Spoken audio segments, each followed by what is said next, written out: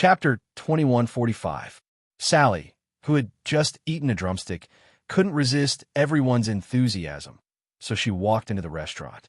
Then, her gaze landed on Irina, who was sitting at the dining table. She paused in her steps, looking a little surprised and a little embarrassed. Camilla looked at the two of them with a strange expression. Barbara and Connie also had similar expressions. They knew their identities, and it was indeed a little awkward to meet in such an occasion. "I'll add a seat for you." Irina took out a foldable chair and placed it in an empty space at the side. "Thank you." Sally nodded slightly. Her expression relaxed immediately, and she sat down on the foldable chair. "Sister Aisha." Anna went forward and looked at Sally happily. "Little Anna has grown taller too," Sally said with a smile as she touched Anna's head. "I haven't thanked you for what happened last time." Shirley sat down beside Sally and looked at her sincerely. "Thank you." "You're welcome." Sally nodded slightly. She looked at Shirley and opened her mouth, but she didn't say anything. "This is Aisha, the restaurant's second employee, and also the restaurant's second customer after the opening." Meg introduced her to everyone, and also the restaurant's new employee to Sally. In Mama's, she was still Aisha, at least tonight, as expected of a woman who can become a princess. She's not simple at all. Camilla was secretly surprised by the two women's magnanimity. They could actually meet without any enmity and even sit at the same table to eat. This banquet only ended when all the barbecued meat was finished at midnight. Meg stood at the door and looked at everyone who left. He smiled and said, "I hope that all of you will have a bright future, but I also hope that all of you can be happy. No matter where you are or what kind of person you become, Mamas will always be here. The door will always be open to all of you." The ladies looked at him and smiled. Their smiling faces were brighter and more beautiful than the starry sky. Meg stood at the door and watched the ladies leave. "Looks like you're really popular with girls." Irina's voice came from behind him. "If you're talking about culinary skills, then I admit that this is indeed a talent that can't be hidden." Meg turned around and sighed softly. "What if I'm talking about your mouth?" Meg frowned and shook his head. "That doesn't make sense. Other than you, no one should know that I'm good at talking." Irina was stunned for a moment. She suddenly understood something and blushed. She hit his chest with her hand and rebuked, glib tongue. "Very pertinent." Meg nodded and closed the door. This was a farewell banquet for those who were about to enter the battlefield, including Meg himself. This was a war that Meg couldn't control. They were going to face the powerful Cthulhu, as well as Rankster and the million-strong undead army under his control. Many people would die in this war. No one could guarantee who would die. Connie would personally lead the orc army to the north. Camilla would also be in the vampires' battle order. Barbara would follow her master to the front line to set up the array formation. Shirley had already applied to join the Night Elves battle force. Gina would follow Lantis to the battle. Sally would definitely follow the Elven army to the battle. Meg would fight alongside them, just that he wouldn't be the boss this time. How magical! When Meg came to this world, he only thought about how to drag his broken body and survive in this damn world with Amy. But now, he had to save this world with his friends from the restaurant. "Are you confident?" Irina asked softly behind him as she looked at Meg, who was standing by the window in a daze. Meg turned around and smiled at Irina. "I'm still far from the Manchu Han imperial feast that I promised Amy." "What about me?" Meg reached out and held her waist gently. "I think Amy is sensible now. When we come back, I'll give her a little brother or sister." Irina blushed and was a little angry. She looked up and met his affectionate and gentle gaze. Her heart trembled, and she nodded subconsciously. "Seems like you had a good rest." Sally had just returned to the courtyard of the Elven diplomatic mission in the city lord's castle when Helena's voice came from the room with the door open at the side. Sally's expression changed instantly. She hesitated for a while, but still walked into Helena's room. Helena looked at her and went straight to the point. "Let me ask you, do you want to stay in the forest or go to the north?" "Go to the north." Sally didn't hesitate at all. "I need someone to look after the rear." "That person can't be me." "Very good. If your father had half of your courage, he wouldn't have ended up like this." Helena nodded with satisfaction. Sally remained silent. She didn't want to talk about that man. In the courtyard next door, in the study with the doors and windows closed, Andre looked at Dominic, who was sitting opposite him, and said in a low voice, "Alex has chosen you to be his assistant, so he will definitely ask you about the art of war and tactics. You have to preserve the Roth Empire's strength as much as possible. Those who are not of our race are bound to have different intentions." This is an ancient saying. Dominic was silent for a while before nodding. "Yes, Your Majesty." Andre was also silent for a long time before he said, "If you meet Josh on the battlefield, kill him. Don't leave him alive." "Your Majesty." Dominic was a little shocked, but he quickly nodded. "Yes." The next morning, Meg came to the City Lord's castle for a meeting with Dominic. Just as Meg had expected, the Roth Empire had already prepared 2 sets of war plans for the northern expedition before the meeting. One was a war plan for the Roth Empire to fight alone if the negotiations failed. The other was a detailed war plan for the various races after they joined forces. Moreover, the Roth Empire had very detailed information about the polar ice plains, including a newly drawn topographic map that had detail markings on every mountain range and canyon. Meg looked through the detailed battle plan carefully before putting it down. "You and I both know that this is not the best plan." Meg looked at Dominic and shook his head in disappointment. Dominic was silent for a while before he nodded. "This is the plan that was prepared beforehand. Marshal, you are not suited to lying." Meg smiled. "This is the plan that was modified last night, right? In order to reduce the losses of the Roth Empire's cavalry, there are many loopholes that are fatal to the Alliance army." Dominic's expression stiffened. "I am very disappointed." Meg shook his head. "You should be clear that when you wrote this plan, you are no longer just the marshal of the Roth Empire. You're the marshal of the entire Alliance army. No matter what race they are from, they're your soldiers now. They are all fighting to protect this world." Chapter 2146. There were only 2 people in the spacious meeting hall, but the atmosphere was a little tense. Mag looked at Dominic calmly. This marshal of the Empire was lowering his head slightly at this moment. "I know this is what he wants. As the marshal of the Empire, you can't reject this request." Meg broke the silence. He looked at Dominic and said, "However, Marshal, you are now the deputy commander of the Alliance army. You bear the heavy responsibility of leading the Alliance army to protect the Northern continent. You're no longer just the marshal of the Roth Empire." Dominic looked up at Meg. "Before we became soldiers, we swore to be knights. We should protect the weak. This is what you said to me when we first met." Meg looked at Dominic. Now that all the races are sincerely sending their troops to the Roth Empire and forming an alliance army to go north, if the Roth Empire still upholds the principle of empire supremacy, I will not accept it. I didn't manage to do what I lectured you all back then. It is really a little ironic." Dominic laughed self-deprecatingly. Then, he stood up with a serious expression. "I will resign from my position as the Marshal of the Roth Empire and participate in this war as the Deputy Commander of the Alliance Army. I will do my best." Meg also stood up and looked at Dominic.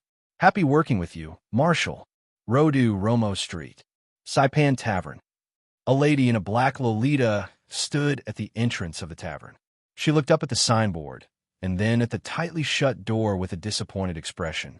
3 silver coins. After struggling for 2 days, Vicky finally came to Romo Street with a note. Only when one was in charge would one know how expensive food was. Vicky only understood this recently. It couldn't be helped. The people in Rhoda didn't know what opera was at all, let alone spend dozens of copper coins to watch an opera performance. Of course, the poor condition of the opera house was also one of the reasons. When she recruited the team members, she was very ambitious and drew a huge pie for them. Now, they couldn't even eat the crumbs. All of them were so hungry that they looked sallow and emaciated. This morning, 5 team members left a letter and left without saying goodbye. They went to the Marcus Singers, where they could eat and sleep, and that was enough of an attraction. Today, Pascal had used money to humiliate her and seduce the other members. This was the reason why she had decided to come here. Why had she ever suffered such grievances? Compared to Pascal and the wretched playboy, the uncle who could appreciate their performance was simply too amiable. If he had to make a choice, he would definitely choose that uncle. From his attitude towards the two little girls, it could be seen that he was not a bad person. However, the tavern was closed, and there was a closed notice hanging on the door. So Vicky sighed. She touched the few copper coins she had left after buying breakfast for her team members. If she only ate porridge, she could survive for a few more days. However, if 5 of them left today and another 5 left tomorrow, she would become a general without an army in a few days. A year's worth of hard work had been completely wasted. She was too ashamed to face the members whose dreams had been ignited by her. "Hello, are you here for a drink?" A voice sounded from behind Vicky. Vicky turned around and saw a girl with delicate features. She was about 15 or 16 years old. "I'm here to look for the uncle at the tavern. It seems that he's not here." Vicky shook her head and was a little disappointed. "Are you Vicky?" Mara asked tentatively. Vicky's eyes lit up. She looked at Mara carefully and said, "You know me? Have you seen any of our performances?" "Performance? I haven't seen it." Mara shook her head. "I see." Vicky was a little hurt. "Then how do you know my name?" "It's my master. He told me to keep an eye out for a girl who might come looking for him in the next 2 days." Mara smiled and said, "I just saw you standing at the door for a while. You look like you had something on, so I came to ask." "I see." Vicky nodded. She didn't think that the uncle would really take what happened before to heart. "Then when will he be back?" "I do have something to talk to him about." Vicky asked. "He said he'll be away for a few days, but he didn't say when he'll be back." Vicky was a little disappointed. If it was another 2 days, the members would probably all leave. "Thank you." Vicky and Mara nodded and turned to leave. She had to walk around the streets and see if she could find a way to make money or sell 1 or 2 of the things she brought from home. Perhaps she had already sold most of the things that could be sold, and the rest were things that couldn't be sold or couldn't be sold. Sigh, just a single cent is enough to make this young Miss worry to death. "Wait," Mara called out to Vicky. "Huh?" Vicky looked at Mara in confusion. "My master asked me to give you something before he left. He also asked me to take you to a place," Mara said. "What is it?" Vicky's heart was filled with anticipation. "I'm not sure. Wait for me." Mara jogged back to Titan Tavern. Soon, she came out with an oiled paper bag and handed it to Vicky. Vicky took the heavy paper bag, looked at Mara, and opened it. There was a black money bag, a bunch of keys, and a letter. Vicky opened the money bag first. The 50 shiny silver coins lit up her eyes. Then, she picked up the bunch of keys a little confused. "Let's go. I'll take you to that place," Mara said as she walked forward. Vicky hurriedly put away the things and quickly followed. Soon, Mara stopped in front of a house. It was a 2-story building. Compared to the houses on both sides, it was twice as big and taller. The 2-story building was as tall as the 3-story building on the side. The plaque on the door had long been removed. The slightly old door looked a little dusty, probably because no one had come in or out for a long time. "What's this?" Vicky looked at Mara in confusion. "Master didn't tell me anything." Mara shrugged and looked at the key in her hand. "But you can try to open it." Vicky went forward, picked up the dusty padlock, inserted the key, and twisted it gently. Click! With the crisp sound of a spring, the padlock was opened. Mara pushed the door open and light shone in. A spacious hall appeared in her sight. Dusty benches were casually piled up in the corner. But what attracted Mara's attention was the stage in the hall. Rays of light fell on the stage from the windows in the front and back of the room. The dust floated, but it also illuminated her dreams. Chapter 21:47. Vicky stood at the door in a daze, her big bright eyes full of surprise. Mara took a look at the circus theater that had been closed for a long time. Miss had taken her here when she was little, but it had been closed for 2 or 3 years. But why was this beautiful lady so happy to see this old theater? "Can I go in and take a look?" Vicky looked back at Mara and asked. Mara nodded. "Master has given you the key, so I don't think he will stop you from entering." "Thank you," Vicky said and walked into the theater eagerly. Her black leather boots kicked up a layer of dust on the ground, but Vicky didn't care. She looked around as if she had found a treasure. The spacious hall was more than 300 square meters, and the floor was about 6 meters high. It looked very spacious. There were many windows in the front and back, allowing light to enter the theater. The stage was directly connected to the second level. While it was more transparent, it also received more light. There were a few ropes above the stage, and claw marks could be seen everywhere on the stage. This must be a circus theater, and a specially built one. It looked so good. Vicky was full of love. This was her dream theater. Of course, this was a twisted dream after being beaten by reality countless times. It could shelter the guests from the wind and rain, had a decent stage, seats for the guests, and a small window for selling tickets. That was enough. And this theater could satisfy all of her needs. Although it looked dusty at the moment, it was already sparkling in her eyes. Is that gentleman planning to rent this place to us? Vicky asked Mara, who was standing at the door. Maybe he said so in his letter, Mara reminded. Vicky quickly took the letter out of the bag and took out the letter. Hello, Miss Vicky. I'm glad that you can read this letter. It means that you have considered my proposal. Artists can't live and perform in a decent manner. This is the sorrow of the times. Here are 50 silver coins. It's a small token of my appreciation. I hope it can solve your current problem. I have also prepared Building 101 for you. If you're satisfied, this can be your performance venue. Of course, as a businessman, I hope to invest in your future. I will take 10% of the annual profits of the Black Cat Opera House as a reward and will not participate in anything else. I hope you can consider it carefully. If you agree, you can move into Building 101 directly. If you can't accept this condition, you can return the key to Mara. Hades, a short and concise letter. Vicky read it carefully twice, feeling conflicted. Are you stupid? Do you still need to consider such a kind angel investor? Isn't it much better than that stinky man who lusts after our bodies? Vicky suddenly said in a slightly irritated manner. Mara was stunned and looked at Vicky in surprise. She even scolded herself. Vicky clenched the key in her hand tightly, as if she had grabbed onto a life-saving straw, and her gaze became resolute. Black Cat Opera House, let's start anew here. I must let everyone know that the best opera house in the world is here. Vicky composed herself and walked out of the theater. Then she showed the letter to Mara and said, Mr. Hades has lent this building to us temporarily. We will open the best opera house here in the future. You want to open an opera house here? Mara's eyes lit up.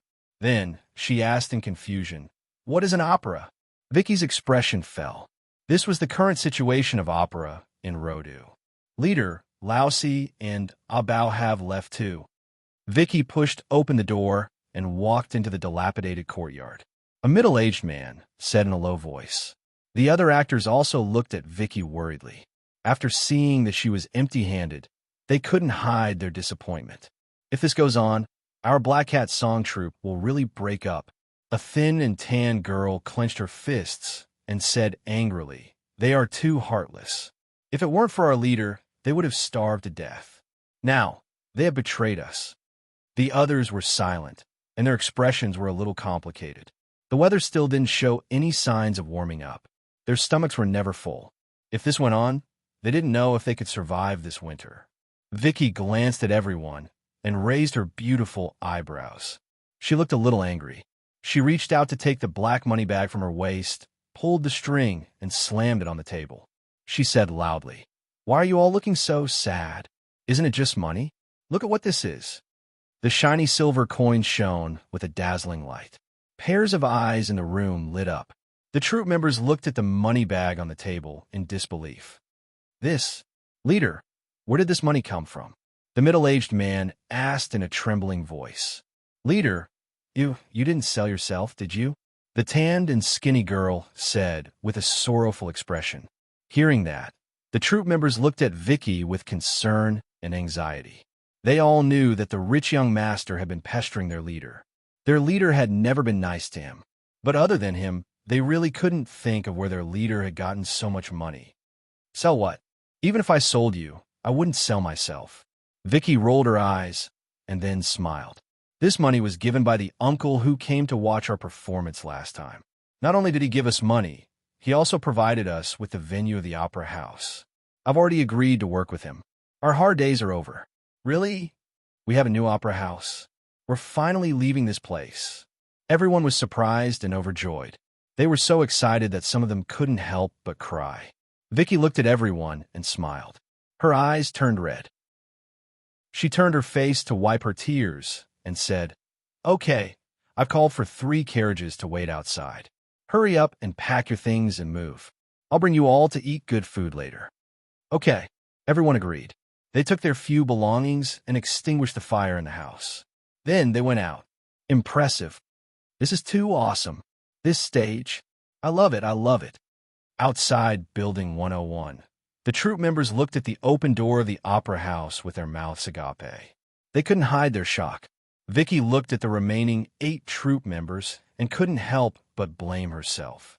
If she hadn't been so stubborn yesterday and came to look for the uncle earlier, then all of them would be here today.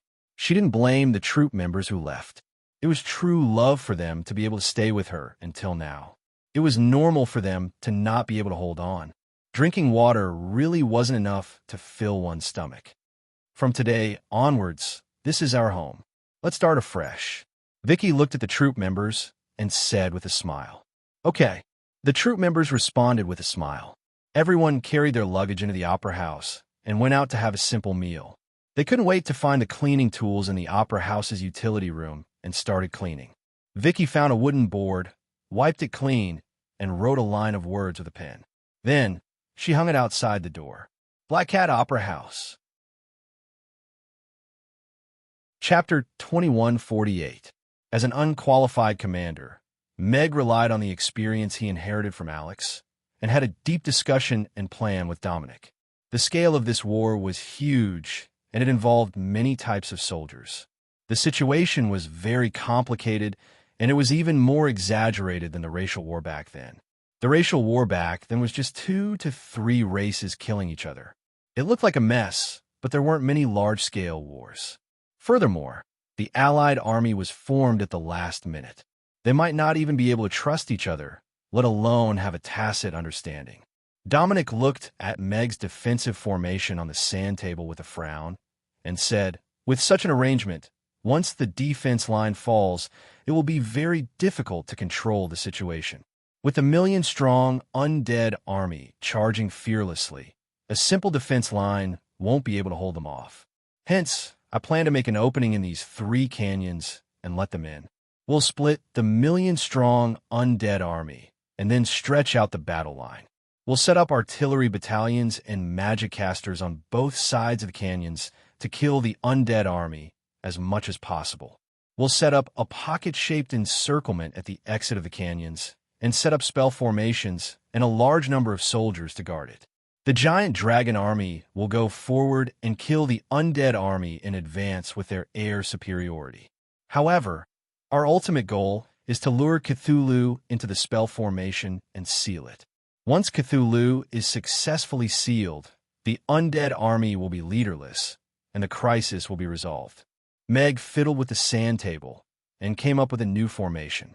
Dominic's eyes lit up. He circled the sand table twice, and then frowned and said, "With such an arrangement, we can stop the undead army for a while. But how can we lure Cthulhu into the seal?" Demons were mysterious and unpredictable. If not for the fact that the seal outside Chaos City had been lifted, they wouldn't even know that such a terrifying existence was sealed on the Norland continent. They had a long lifespan, which was even longer than the existence of a race. Even the giant dragons, who had a long lifespan, knew nothing about this. They had terrifying abilities. They couldn't be killed, and they couldn't even be severely injured. Only a sealing spell formation passed down from ancient times could reseal them. However, this was a very difficult task. In its eyes, their scheme was probably nothing more than a joke. "I wonder if you've heard of the 1,000-layer cake theory?" Meg asked. "1,000-layer cake?" Dominic shook his head. This sounded like a theory about food.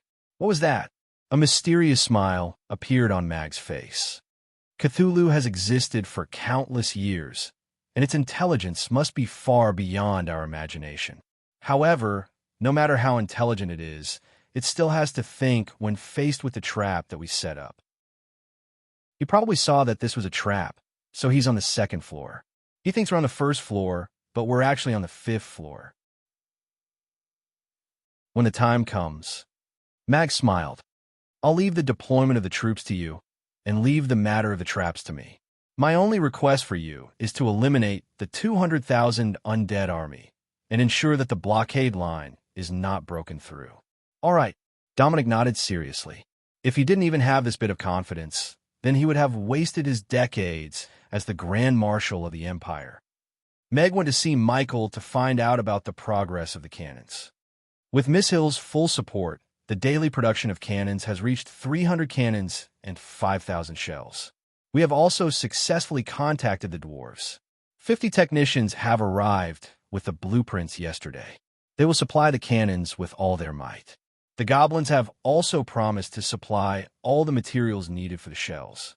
After the dwarves' cannons are mass-produced, Chaos City will focus on producing the shells and shut down the cannons production line, Michael explained as he brought Meg around the cannons production workshop. Miss Hill, you're really broad-minded. Meg nodded.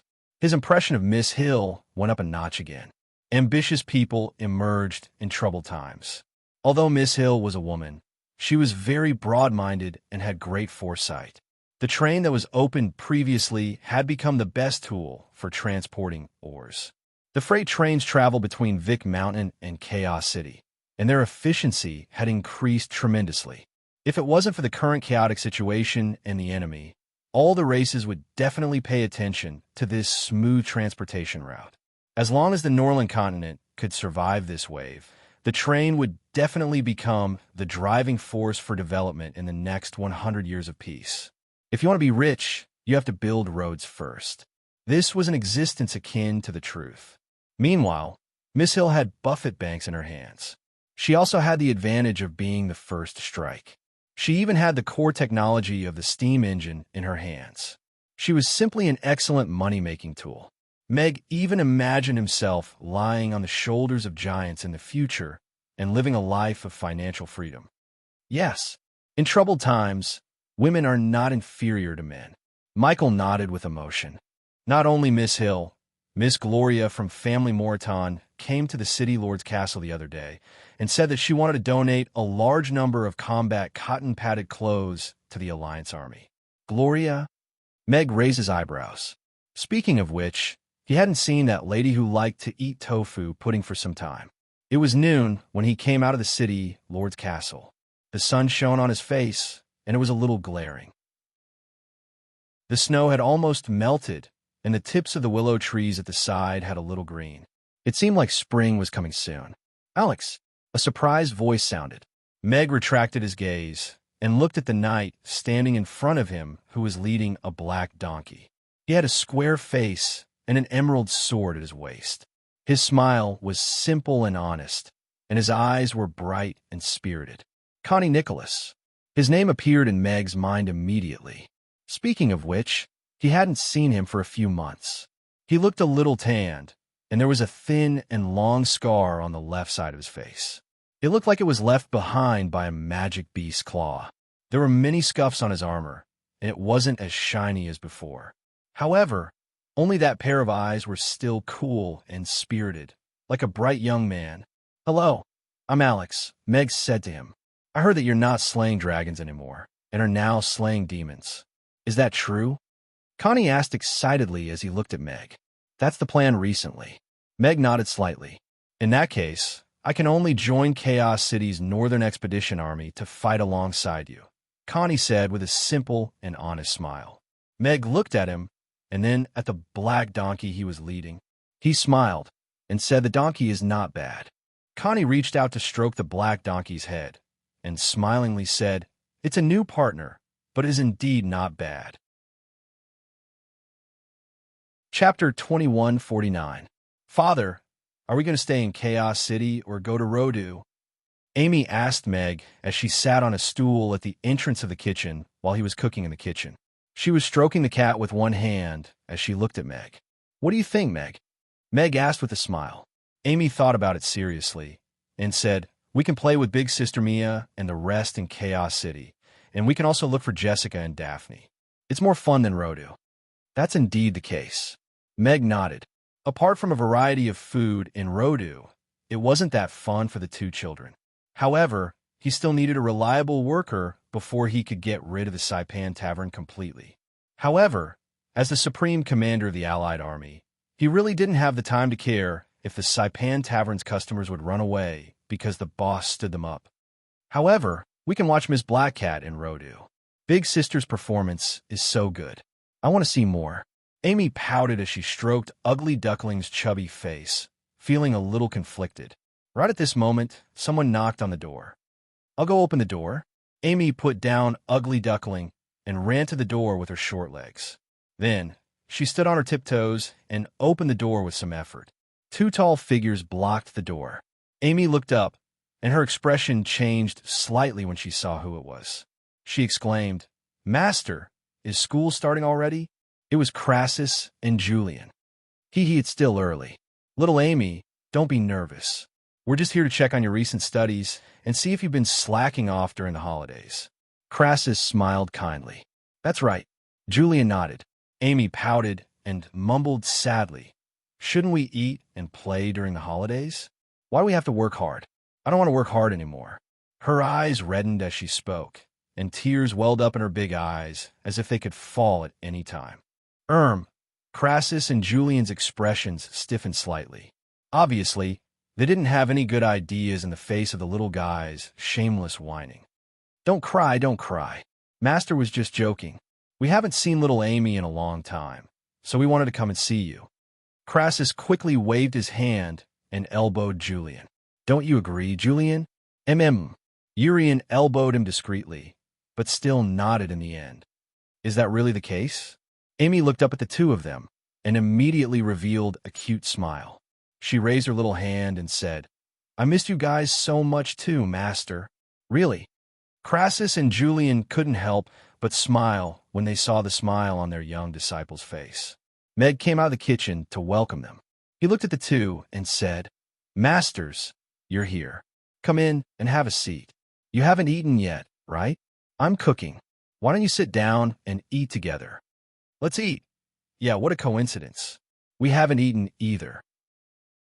It would be a little embarrassing if we ate together, Crassus said as he sat down at the table. Julian glanced at him and frowned. He also sat down at the table. Then sit down for a while. There are still 2 dishes that aren't ready. Meg poured them a glass of water and continued to cook in the kitchen. The two of them had always been at loggerheads. Something must have happened for them to visit together today. Meg listened to the movements outside as he cooked. Little Amy, come over here. Crassus beckoned Amy over. He held her little hand and looked her up and down for a while. He nodded with satisfaction. Although you don't seem to have improved, your face has become a little rounder. You look even cuter. Julian rolled his eyes. He reached out a finger and gently tapped Amy's forehead. A snowflake bloomed between her eyebrows, then quickly turned into an ice crystal and floated up. Not bad. After a while, you'll be able to use your real domain. Julian withdrew his hand and looked at the 5-star ice crystal. He nodded with satisfaction. I've been working hard on my cultivation every day. Amy listened to the 2 masters' praise and said with a smile. Meg also smiled in the kitchen. Although the little girl liked to eat and sleep, she did consciously work hard on her cultivation for 2 to 3 hours every day. Compared to the little buns her age, she could be called a little model worker. Crassus praised Amy again, making her very happy. Little Amy, Master has a few things for you. You have to keep them well. Crassus took out a green space bracelet. With a flick of his finger, a photo stone and a thick book appeared on the table. Amy picked up the photo stone and looked at it. Then, she picked up the thick book and looked at it for a while. She asked, Master, what's this? This photo stone contains some magic tutorials that Master has recorded for you. This book is written by Master himself. It's about close combat magic.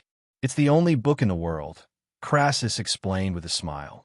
Oh, Amy nodded. She looked at the 2 items curiously, but soon put them down. She looked up at Crassus with some panic. Master, don't you want me anymore? In the kitchen, Meg also stopped cooking. How could that be? Little Amy is so cute. How could Master bear to not want you? Crassus shook his head. Then why are you giving me these things? Don't you want to teach little Amy magic? Little Amy will be very diligent. Don't give up on little Amy, okay? Amy looked at Crassus anxiously. Tears were already welling up in her eyes. It's not like that, little Amy. Master is just going on a long trip. He's afraid that you won't work hard enough, so he left these two things for you. I hope that when Master comes back, you'll have become stronger. When that time comes, Master will personally test your hard work. Crassus smiled and patted Amy's head. Really? Amy sniffed and looked at Crassus suspiciously. It's true. Julian raised his hand, and an ice blue ring appeared on the table.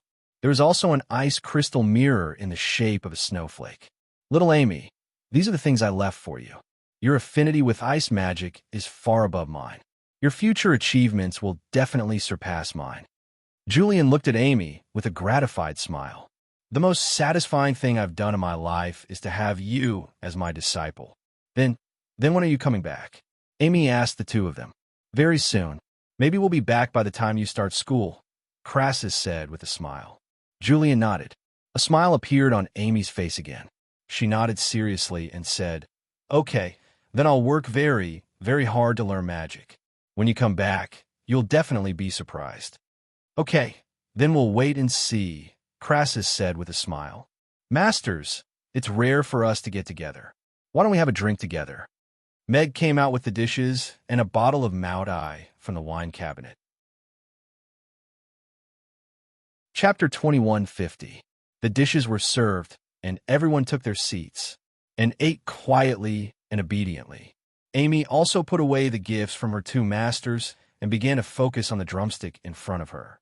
Thank you, masters, for teaching Amy so meticulously during this period of time. Here's a toast to you, Meg said sincerely to the two of them as he raised his glass. Then, he drank it all in one gulp. Crassus and Julian were indebted to Amy for teaching her, and they also cared for the father and daughter. Meg would always remember this kindness in his heart. Today, the two of them came here with the intention of saying goodbye. Although the two of them were not present at yesterday's race meeting, they would definitely not sit by and do nothing about the northern expedition. This trip would be dangerous, so the two of them had already begun to make arrangements for their deaths. They had taught Amy everything they had learned in their lives, leaving behind a seed. We should be thanking Mr. Mac for giving us such a good disciple, Crassus said with a hearty laugh. Julian raised his glass and took a sip. Then, he looked at Meg and reminded him, Rome will forge a brand new weapon for Amy. Mr. Mac, remember to ask often. Okay, Meg nodded. Master Rome had mentioned this before, but there had been no news recently. Crassus added, Amy is obedient, but she's still a child after all. It's inevitable that she'll get tired. Mr. Mac, you still have to urge her often. Only the hard-working can become strong. Okay, I'll urge her to practice magic often. Meg nodded. After so many years, Meg once again experienced the feeling of being earnestly taught. Meg drank with the two of them as the student's parent.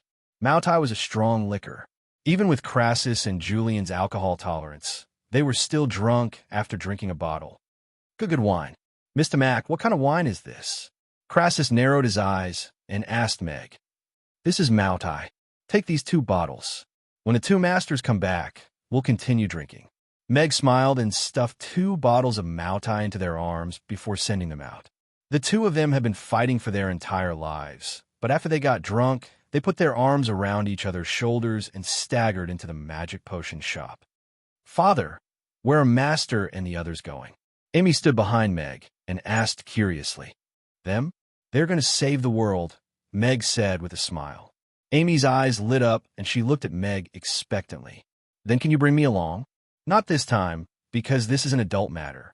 We can only talk about it after Amy grows up. Meg shook his head. I see. Amy pouted inside. She muttered softly, I really want to grow up faster. Meg smiled and patted Amy's head. He turned around and was about to go in. Mr. Mac, a loud and clear voice sounded. Meg looked up and saw a few burly men walking over quickly. The one in the lead was Sargeras. Keel, Mond, and the rest were beside him. Sargeras, whose shirt was unbuttoned, exuded a ferocious aura from the lava patterns on his body. His aura was very strong, and he had already touched the threshold of 10th tier. Director Sargeras, Meg greeted him with a smile. Mr. Mac, I didn't expect you to really come back. I thought I might not be able to see you today, Sargeras said with an honest smile as he touched his bald head. I just came back last night. Meg nodded. He looked at the big backpack on Mon's back and curiously asked, Are you going on a long trip, or are you going to do a mission? We're going to respond to the city lord's call to go to the far north to fight the undead army. We're going to report today. We wanted to say goodbye to you before we left. I didn't expect to really meet you, Sargeras said with a smile. Why did you suddenly decide to go to the north? Meg was a little surprised. He knew about the lava demon situation. They were relying on Sargeras and the Burning Legion. If they were to die in the north, there would be no chance for them to make a comeback. Sargeras smiled and said, If we hide at the back, who will protect you? This is what we should do. Yes, we are all going willingly to fucking undead army.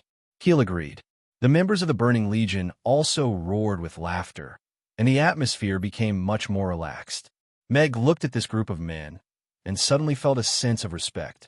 Racial hatred could be put aside, and personal safety could be put behind, but they still took on the chivalrous standards. The Burning Legion. At this moment, Meg was moved. Mr. Mack, thank you for your hospitality during this period. You are the benefactor of the lava demons. Goodbye. Sargeras hammered his chest with one hand and gave a lava demon salute. The leader of the Burning Legion and the others also saluted Meg. Meg nodded with a smile. You're welcome. Come back alive. I will give you as much Ruji ammo as you want. Sargeras and the members of the Burning Legion laughed. Burning Legion? Sargeras roared. For the Ruji ammo. The members of the Burning Legion replied in unison, and their roars shook the sky. Uncle Big Ball Head, I wish you all the best. Amy raised her little fist. Sargeras looked at Amy with a doting smile on his face. He bent down and gently bumped his fist with Amy's. He retracted his hand and was surprised to find that there was a small ring in his hand. Be sure to hit more bad guys. Amy winked at Sargeras. Sargeras smiled knowingly. He accepted Amy's small gift and left with the Burning Legion. What did Amy give Uncle Sargeras? Meg asked with a smile as he looked down at Amy. It's just a small gift. Amy turned and ran into the dining room. Meg shook his head with a smile. He also turned and closed the door. Then he went straight into the kitchen and began to stew meat and knead dough. In the evening, Meg sent 2 buckets of Ruji ammo to the temporary barracks outside the city in a carriage and asked the guards to help deliver them to Sargeras.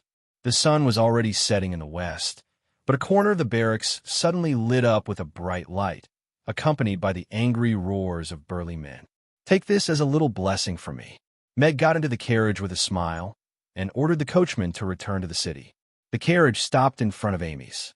As soon as Meg got out of the carriage, he saw the 2 girls standing at the door, Hill Buffett and Gloria Moreton. The 2 most sought-after business prodigies in Chaos City were standing at the entrance of Mamie Restaurant waiting for him at this moment. The atmosphere was quite harmonious. Although they were not talking and laughing, at least there was no strange atmosphere. They stood about a meter apart. Hill, in a red down jacket, looked capable and experienced. Her red lips looked even brighter in the setting sun. Just by standing there casually, she gave people a sense of oppression. Gloria, in a white down jacket and a long black sweater skirt, looked more elegant and reserved. Standing next to Hill, her aura was not inferior. Hearing the sound, the 2 girls looked up at Meg at the same time. Chapter 2151. Meg was glad that Irina wasn't home at the moment. Otherwise, even if it didn't become a battlefield, the atmosphere would inevitably be a little awkward. Miss Hill, Miss Gloria, why are you here? Meg gave the money to the coachman and then looked at the 2 with a smile. It had to be said that whether it was appearance or temperament, these 2 were first-class existences. Although they were still a little lacking compared to Irina, each had their own charm. We heard that Mr. Meg is coming back today, so we came to visit. At the entrance of the restaurant, we happened to meet Miss Gloria, who was also looking for Mr. Meg, so we waited here together. Hill said with a smile, Mr. Meg, long time no see. Gloria looked at Meg and said, I went to the barracks outside the city earlier to deliver some food to a regular customer. It's cold outside, so if you have something to say, let's talk inside. Meg opened the door and let the two in first. You two should have eaten already, right? Mag asked with a smile as he brewed a pot of hot tea and poured a cup for each of them. Hill smiled and said, We had a simple meal, but if Mr. Meg is willing to cook, my stomach is willing to bear a little more pressure. Before Gloria could say anything, her stomach began to grumble. She blushed. Earlier, after finishing her work, she had directly asked the coachman to come to Mamie's and didn't have time to eat. Today, she only had breakfast. Meg smiled and took a menu from the side and placed it between the two. That's good. I also haven't eaten yet. What would you like to eat? Order. It's my treat today. I'm joking. It's not a working day. So how can we trouble Mr. Meg to cook for us? Hill said with a smile. Meg looked at Gloria, who was about to refuse, and shook his head with a smile. No, you're worth it. Hill had contributed both money and effort to build a production line for the cannons as quickly as possible, which was a great help to him. Gloria had also made winter clothing for the frontline soldiers, which was also of great strategic importance in the cold northern region. Just these 2 points alone were enough for Meg to personally cook for them. Hill saw that Meg didn't seem to be joking, so he thought for a moment and said, Then I'll be blunt. I'll have a steak. Gloria thought for a moment and said, Then I'll have to trouble Mr. Meg to make me a plate of Yangzhou fried rice. She missed Mr. Meg's tofu pudding the most, but she didn't ask for too much of him to make such an excessive request. All right, please have a seat. Mag turned and went into the kitchen. Teet, SSSS, TSS. I heard that you've been busy preparing cotton-padded clothes for the soldiers. How's the preparation going? Hill asked first. Gloria shook her head slightly with a dejected expression and said, We are currently working overtime to rush the production, but the number of tailors is limited. With the current progress, it will be very difficult for all the soldiers to wear the new cotton-padded clothes before the battle. She had invited almost all the tailors in Chaos City. Most of them had volunteered, but the number was still limited.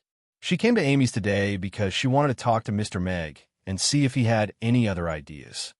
The northern region is very cold. It's very different from Chaos City. If the soldiers don't have winter clothing, they'll get frostbite easily. Hill frowned. She had been busy with the cannons recently and didn't realize the seriousness of this problem. Yes, I try to get them from other places, but the Alliance army is from different races and winter clothing is very scarce. It's hard to get enough in a short time. Gloria nodded. In the kitchen, Meg was also deep in thought with a frown. Races with thick skin like orcs, demons, and trolls were still fine, but people with delicate bodies like humans would get frostbite if they didn't have winter clothing to protect them. However, war preparation was never something that could be done in a day or two. Everything happened so suddenly that the various races didn't have time to prepare a large number of winter clothing. After all, no race had considered fighting in the far north. Hill thought for a while, and suddenly, her eyes lit up. I've thought of an idea. What is it? Gloria looked at Hill expectantly. Tailor is a title that requires skills, so the number of tailors in Chaos City is limited.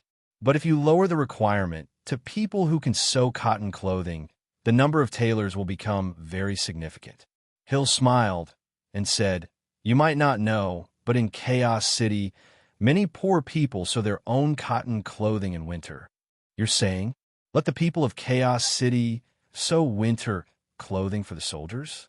Yes, that's a great idea. Gloria's eyes lit up. She stood up immediately and shook Hill's hand excitedly. Thank you. No, it's nothing. Hill wasn't used to Gloria's enthusiasm. Gloria retracted her hand and blushed as she said, I'm sorry, I lost my composure a little. However, I have to go to the City Lord's castle right now and request for the City Lord to give the order for the residents of Chaos City to sew winter clothes for the soldiers. With that, she was about to leave. Wait a minute. Meg walked out of the kitchen with a plate of Yangzhou fried rice. He put his hand on Gloria's shoulder gently and said with a smile, Even if you want to save the world, you have to fill your stomach first. If you're exhausted, no one can do it better than you. But Gloria smelled the tantalizing aroma of the Yangzhou fried rice, and her stomach began to growl uncontrollably. The strong sense of hunger made her eyes light up. Hurry up and eat. You'll probably be busy all night. Meg pushed Gloria back to her seat and put the spoon in her hand. Gloria's eyes were misty. She picked up the spoon and scooped a spoonful of fried rice in her mouth. A warm feeling filled her heart. The tiredness of the past few days seemed to be swept away, and her whole body was filled with happiness. Hill looked at Meg and then at Gloria, and a look of understanding appeared on his face. You understand it again? Meg glanced at Hill's expression from the corner of his eye and raised his eyebrows. He turned and went into the kitchen. After a while, he came out with a medium-well steak. Thank you. I won't stand on ceremony. Hill nodded slightly. He picked up the knife and fork and began to eat elegantly. Actually, she didn't have time to eat dinner. The engineer had proposed a few improvements to the cannons, so she wanted to ask Meg for help. It would be great if the cannons could be improved a little.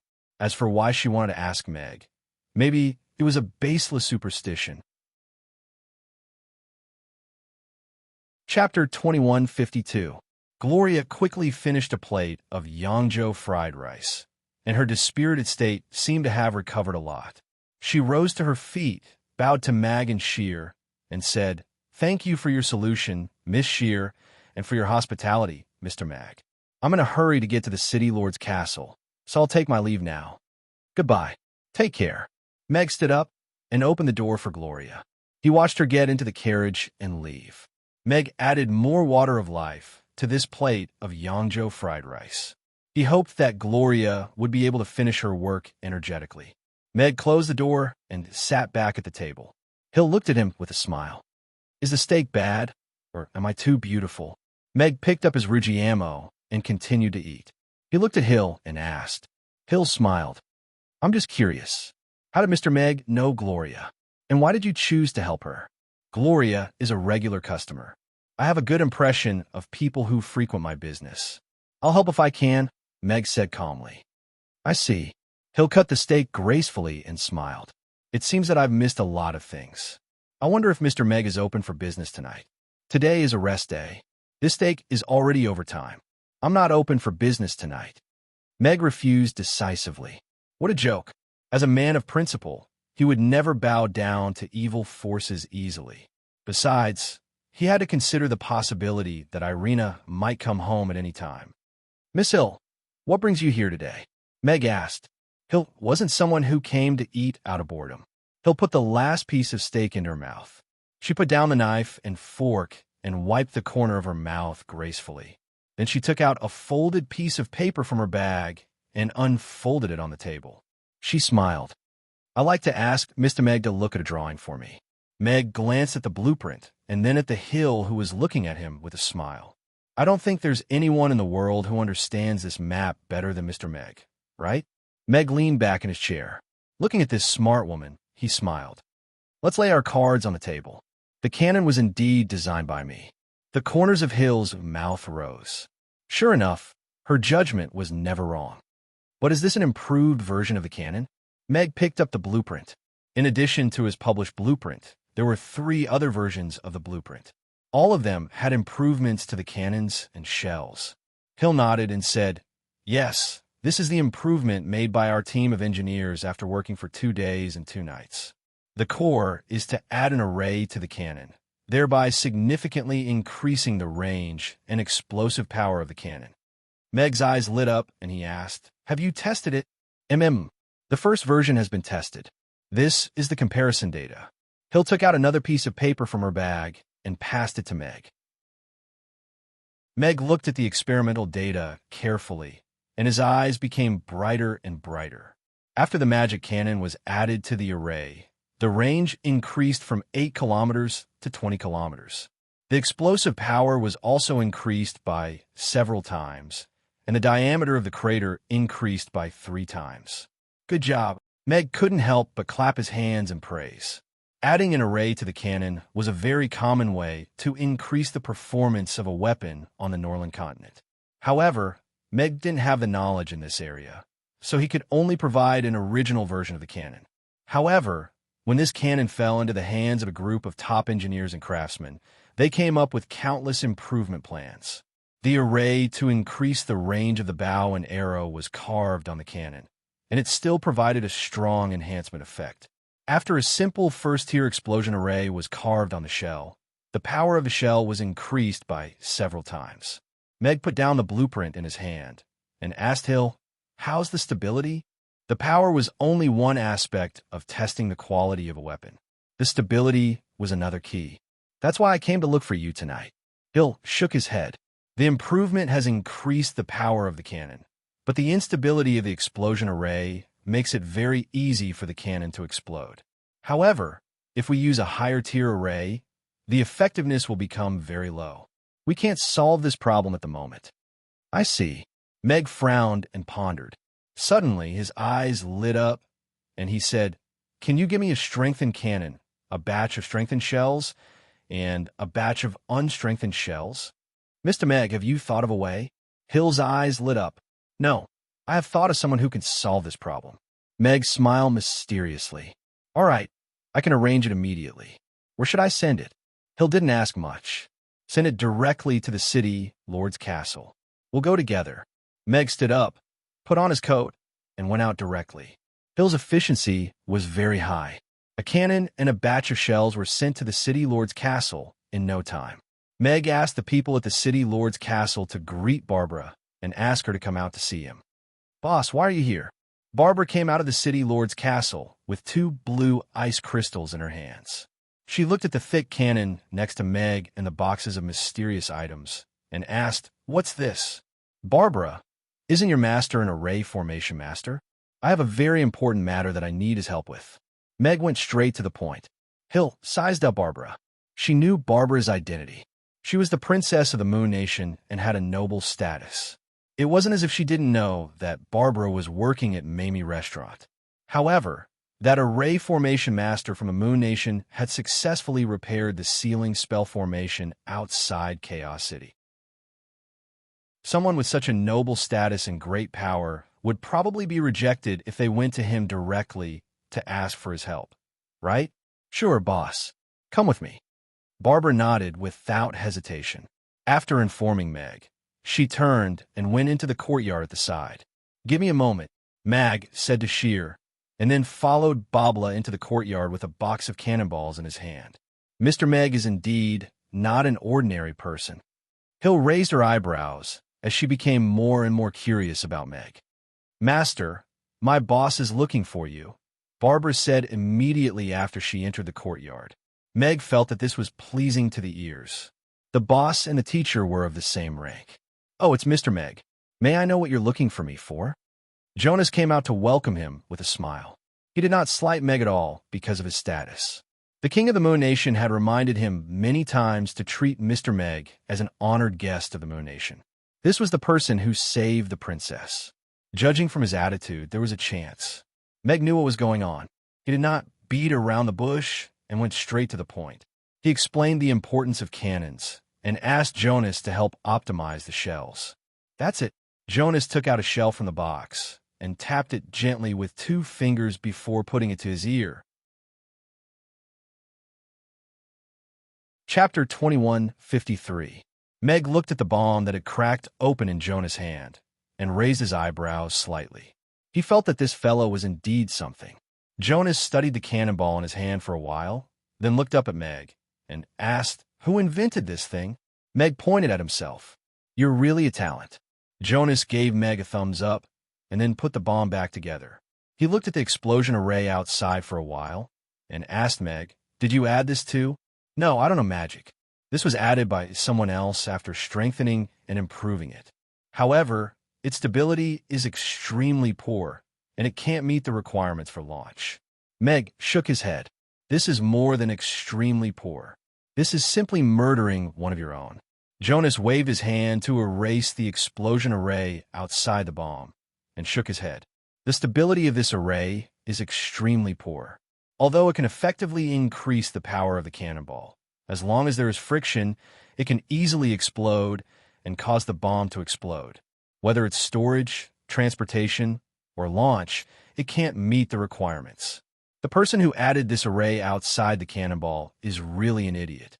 "I agree. After listening to Jonas' analysis, Meg nodded and then asked seriously, how can it be improved?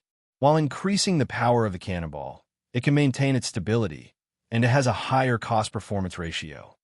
It's very simple. Add another protective shell to this bomb, Jonas said with a smile. How so? The explosion array is an extremely simple level 1 array. Even a level 1 magic caster can easily inscribe it. It's indeed an extremely cost-effective choice. The method to maintain its stability is actually very simple. Directly isolate the friction between it and the cannon barrel, and use the cannonball to detonate the explosion array instead of letting the explosion array detonate the cannonball. Therefore, we can add another layer of iron shell outside the cannonball that has been inscribed with the explosion array and fill the interlayer with iron balls to increase its power, Jonas explained. Brilliant! Meg's eyes lit up. The solution provided by professionals was indeed different. Master, didn't you say that our opponents are a pile of bones? What's the point of putting iron balls in there? Barbara interjected. Can't you put something inside that they're afraid of? As soon as Barbara said that, Meg and Jonas were stunned. That was right. What was the undead army afraid of? Meg suddenly realized something very important. They seemed to know too little about their opponents. Although the Roth Empire was constantly confirming the undead army's movements, they had yet to find out the undead army's weakness.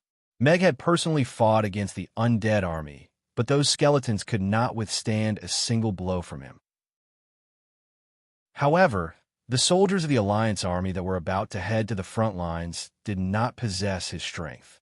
In fact, they were not even as strong as the Undead Legion. Other than the heavy news that they had no life, no sense of pain, and no fear of death, the soldiers of the Alliance army knew nothing about the strong enemy they were about to face. They weren't even told how to deal with their opponents faster or how to confirm that their opponents had been dealt with. As the supreme commander of the Alliance army, Meg felt a chill run down his spine.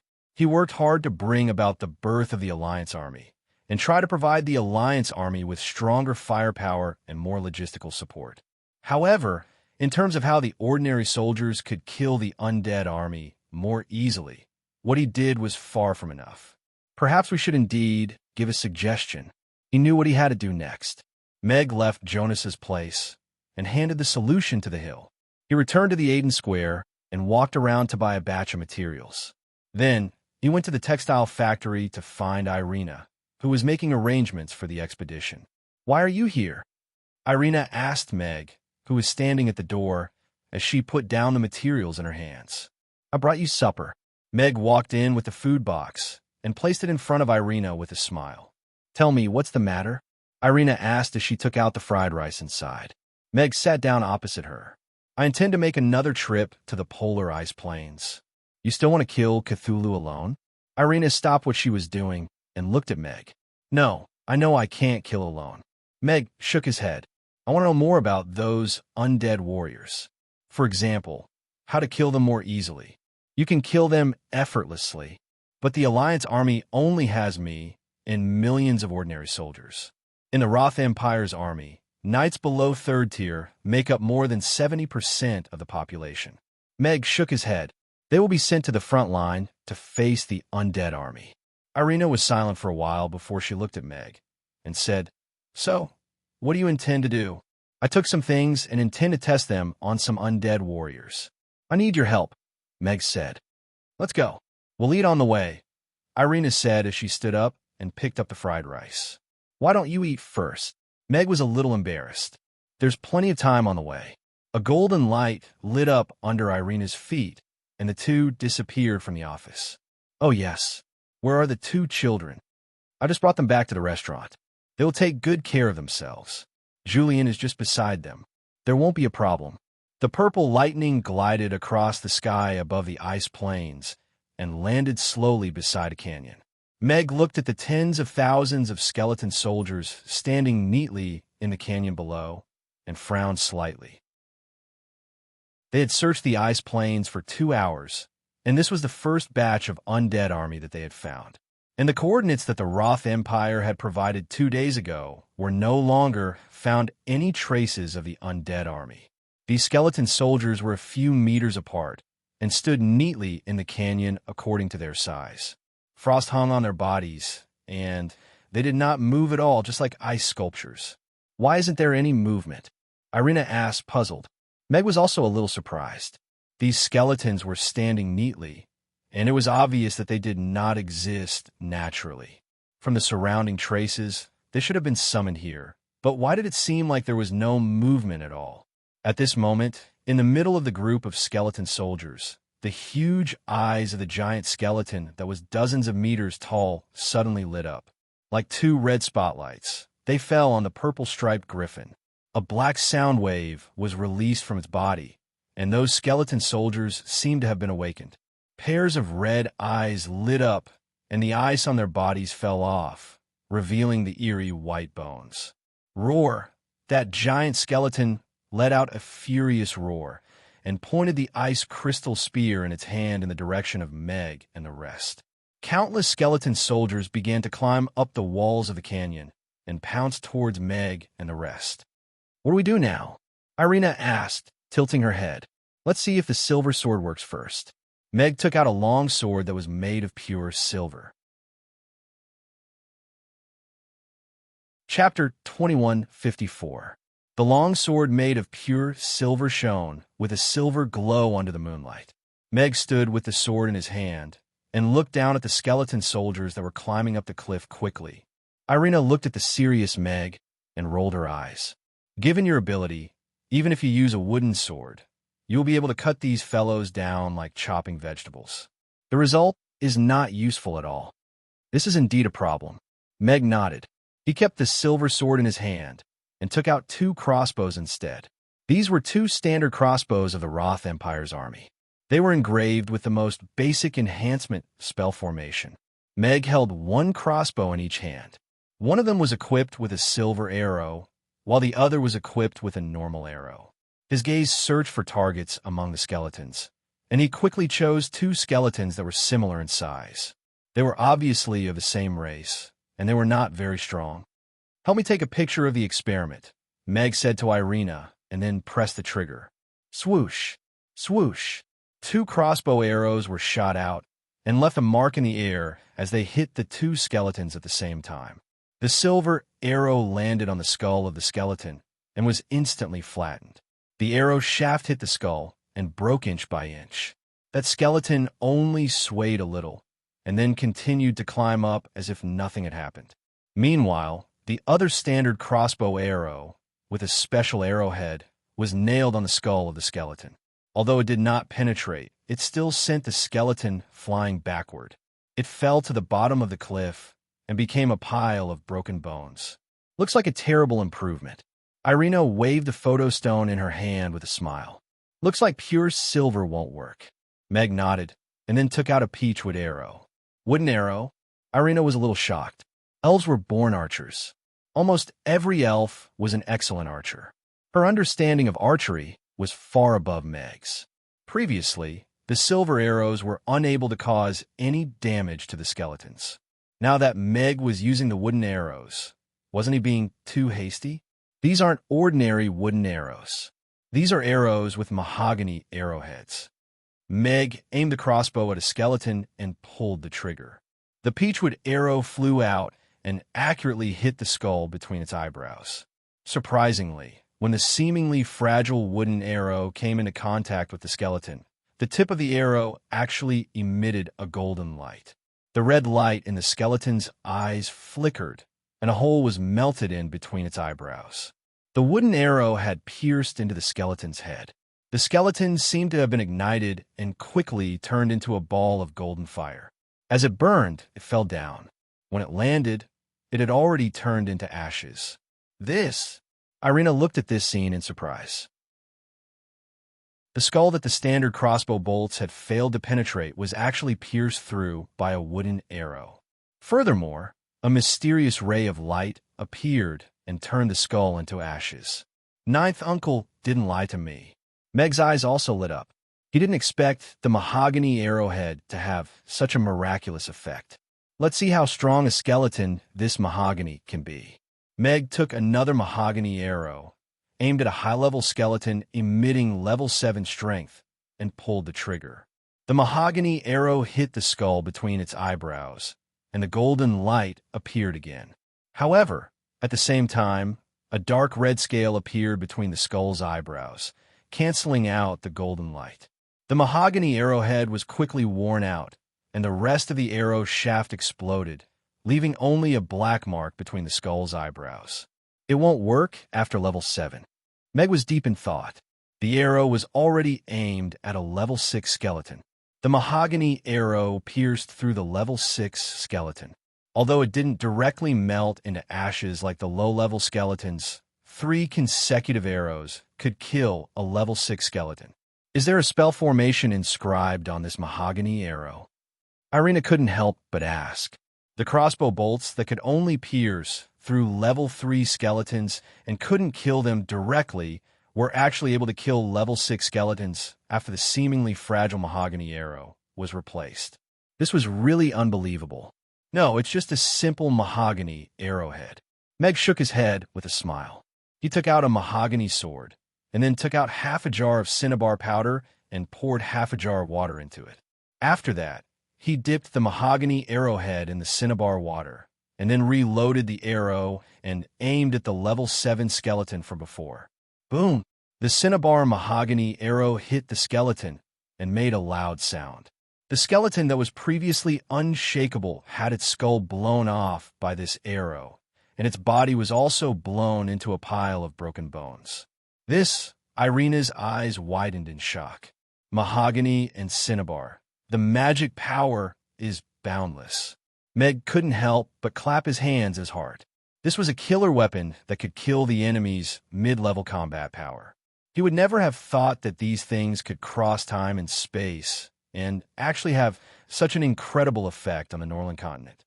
Meg carried out a few more experiments. Mahogany and cinnabar would cause an explosion when it came into contact with the skeletons. It had a devastating effect on skeletons below the 7th tier. However, its lethality was limited to skeletons above the 8th tier. 8th tier skeletons had silvery white skeletons with mysterious dark red runes swimming around them. Mahogany and cinnabar could no longer penetrate their defenses. Meanwhile, the lethality of a normal longsword against the skeletons was significantly increased after the cinnabar was smeared on it.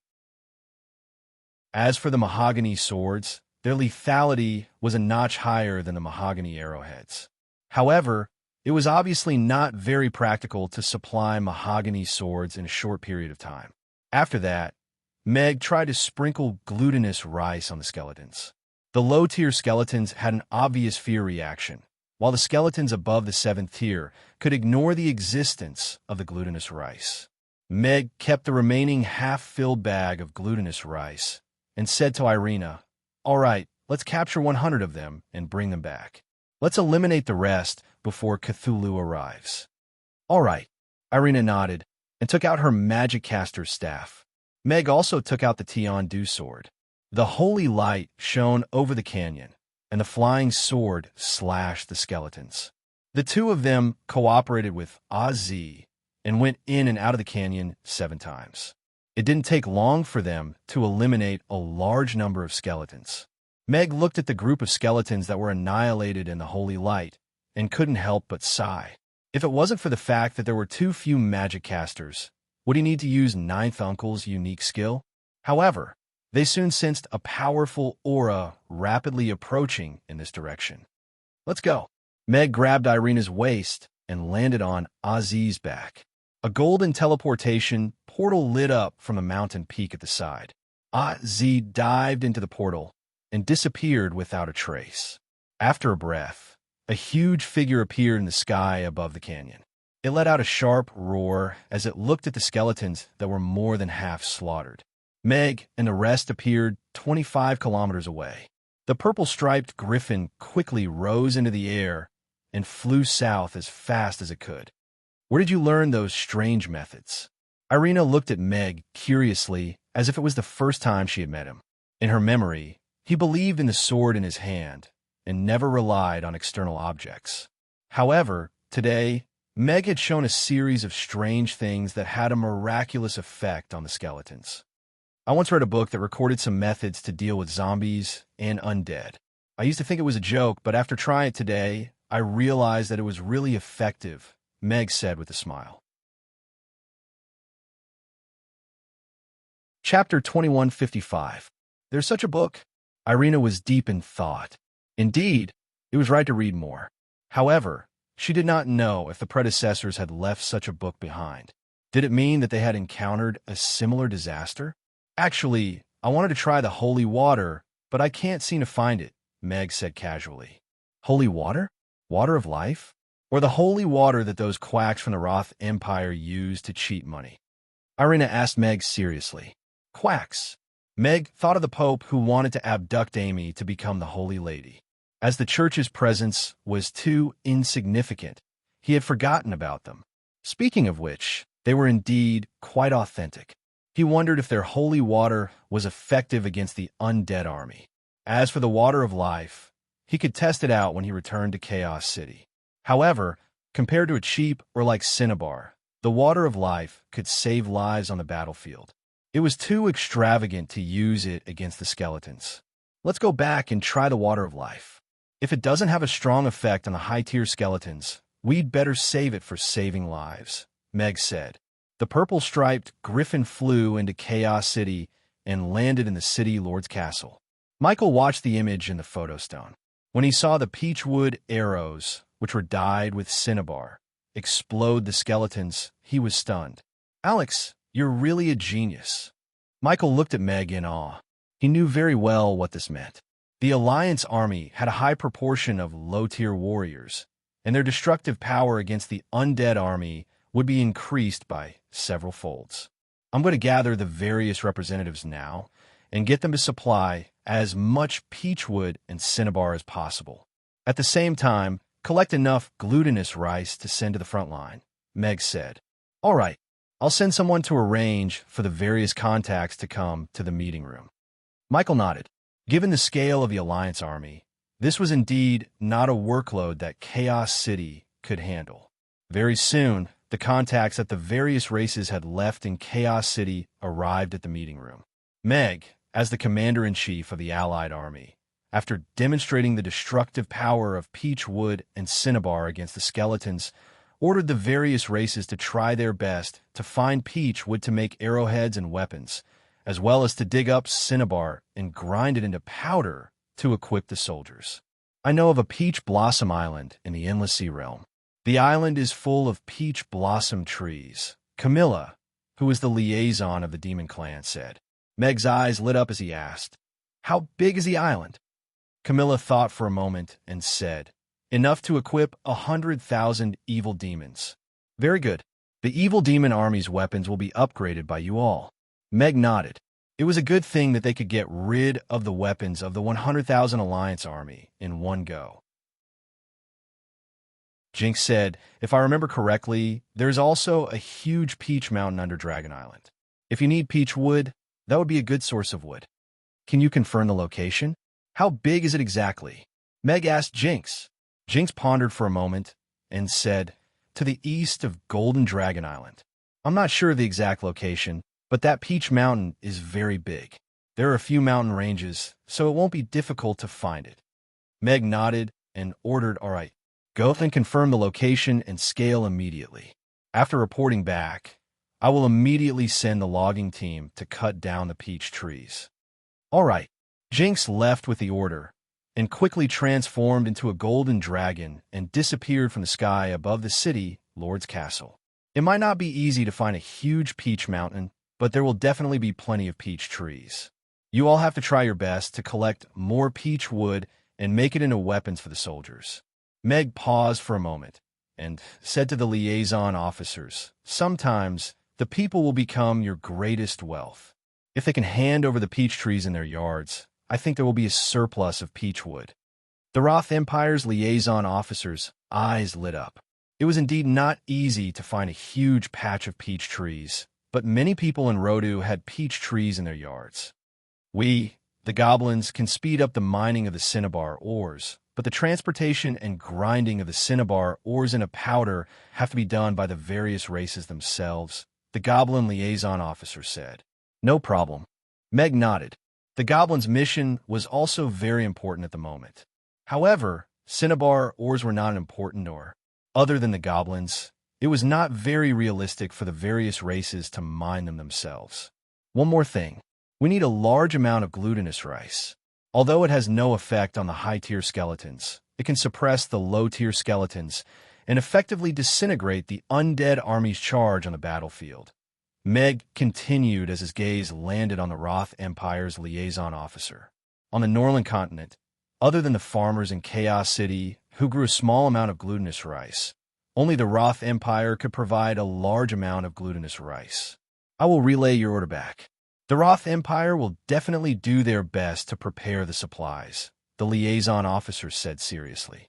Meg nodded, and then said seriously, lastly, the various races' allied forces have to hurry up and gather in the north.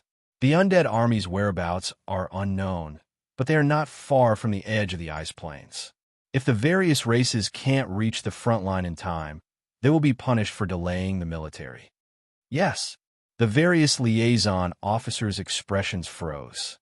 The impromptu meeting ended, and the various liaison officers hurriedly sent the news back to their respective races. Meanwhile, Meg and Irina went to the Grey Temple's training field. These fellows don't look easy to deal with.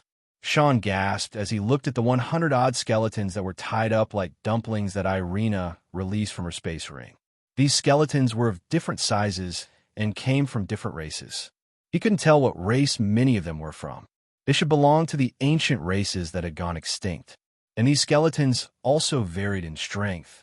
There were low-tier skeletons that were as small as monkeys and high-tier skeletons that were as large as giant dragons. The scene that he saw earlier was verified by these 100-odd skeletons. Sean felt his scalp tingle when he thought of the million-odd skeletons in the north preparing to invade the Norland continent in the south. If Alex and Irina hadn't discovered it in advance and warned them in time, giving them time to form the Allied forces, the consequences would have been unimaginable. There aren't many of them. Leave them here for the Grey Temple to practice and test. I'll leave it to you to provide first-hand information to the Allied forces, Meg said to Sean. In terms of intelligence, gathering, and experiment rigor, Mag could not compare to the Grey Temple. Such professional matters naturally had to be left to the professionals. However, before that, I have to do an experiment. Meg took out a crossbow and loaded a normal arrow. He took out a bottle of life water and poured 2 drops on the arrow tip. Then, he aimed at a 7th-tier skeleton and pulled the trigger. The arrow hit the skeleton's head, but only left a shallow mark. The life water didn't give it any enhancement. Indeed, this holy water is not the holy water. Meg shook his head and kept the life water. Chapter 2156. After handing the skeletons over to Sean, Meg and Irina returned to the restaurant. Meg went upstairs to take a look at the 2 children. In the room that was still lit up, Amy was lying on the bed with Ugly Duckling in her arms, and was asleep at the desk with a paintbrush in her hand. This child, Meg took away the paintbrush from Anne's hand carefully, and then carried her to the bed and covered her with the blanket. If they were on Earth, and would definitely be a straight-A student, a typical child from another family. Meg stood by the bed and watched the 2 children in a daze for a while. He tucked Amy in the corner of the blanket that was kicked away, turned off the lights, and left the room softly. When do you plan to leave? Irina asked as she stood outside the door and watched Meg close the door softly. Tomorrow, Meg said with certainty. Where are the children? I plan to ask Mia and Cece to take care of them for a few days. Irina nodded with a smile and said, Want a drink? Sure. I'll take a shower and go make 2 dishes. Meg nodded. Simple dishes with the best wine. That night, Meg worked very hard for a second child. The news from Chaos City reached all the races very quickly. Rodu, the royal palace. Andre and the officials who were summoned to the royal palace were all shocked when they saw the image on the photo stone. Your Majesty, according to the report from our spies, our crossbows can only cause damage to 3rd-tier skeletons, but it's very difficult to kill the skeletons. I didn't expect that after changing the mahogany arrowheads and cinnabar, the lethality would multiply, a military official said agitatedly.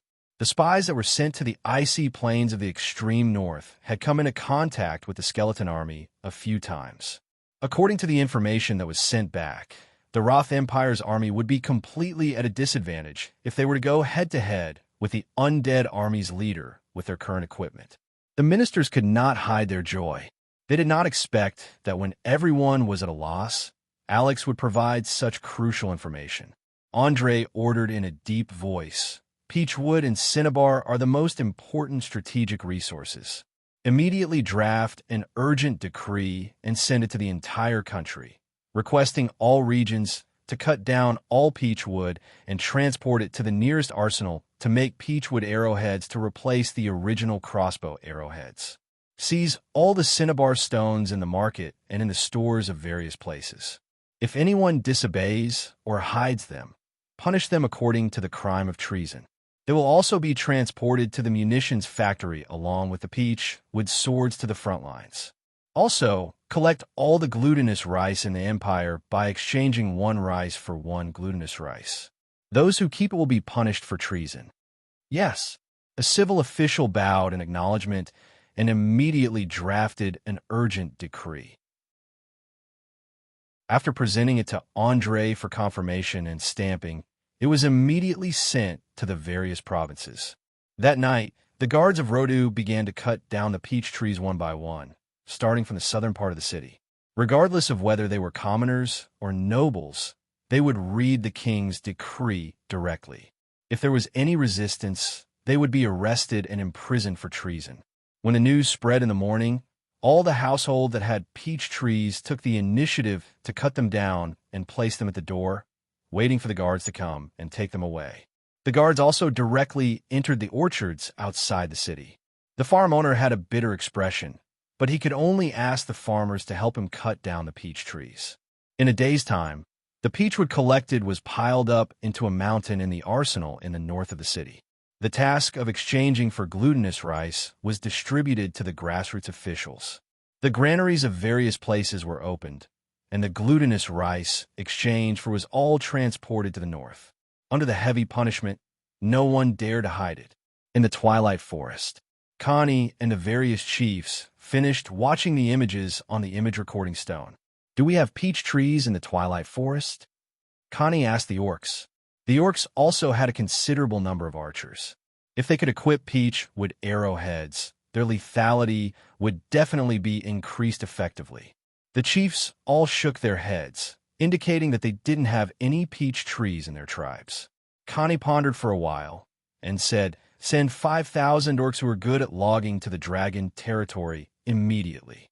Since we don't have any peach trees in the twilight forest, we will be responsible for cutting down trees and obtaining a portion of the peach wood. Send another 1,000 orcs to Vic Mountain to bring back the cinnabar stones we need." "Great Chief, the number of peach trees in the dragon territory has not been calculated yet, and we have not been invited to cut down trees. Would be a bad idea to go now?" one of the chiefs asked hesitantly. The other chiefs all nodded in agreement, thinking that this decision was too hasty. However, Connie shook her head and said, "Don't forget that Jinx is a golden dragon. For a dragon to use many to describe a peach mountain, it must be a forest.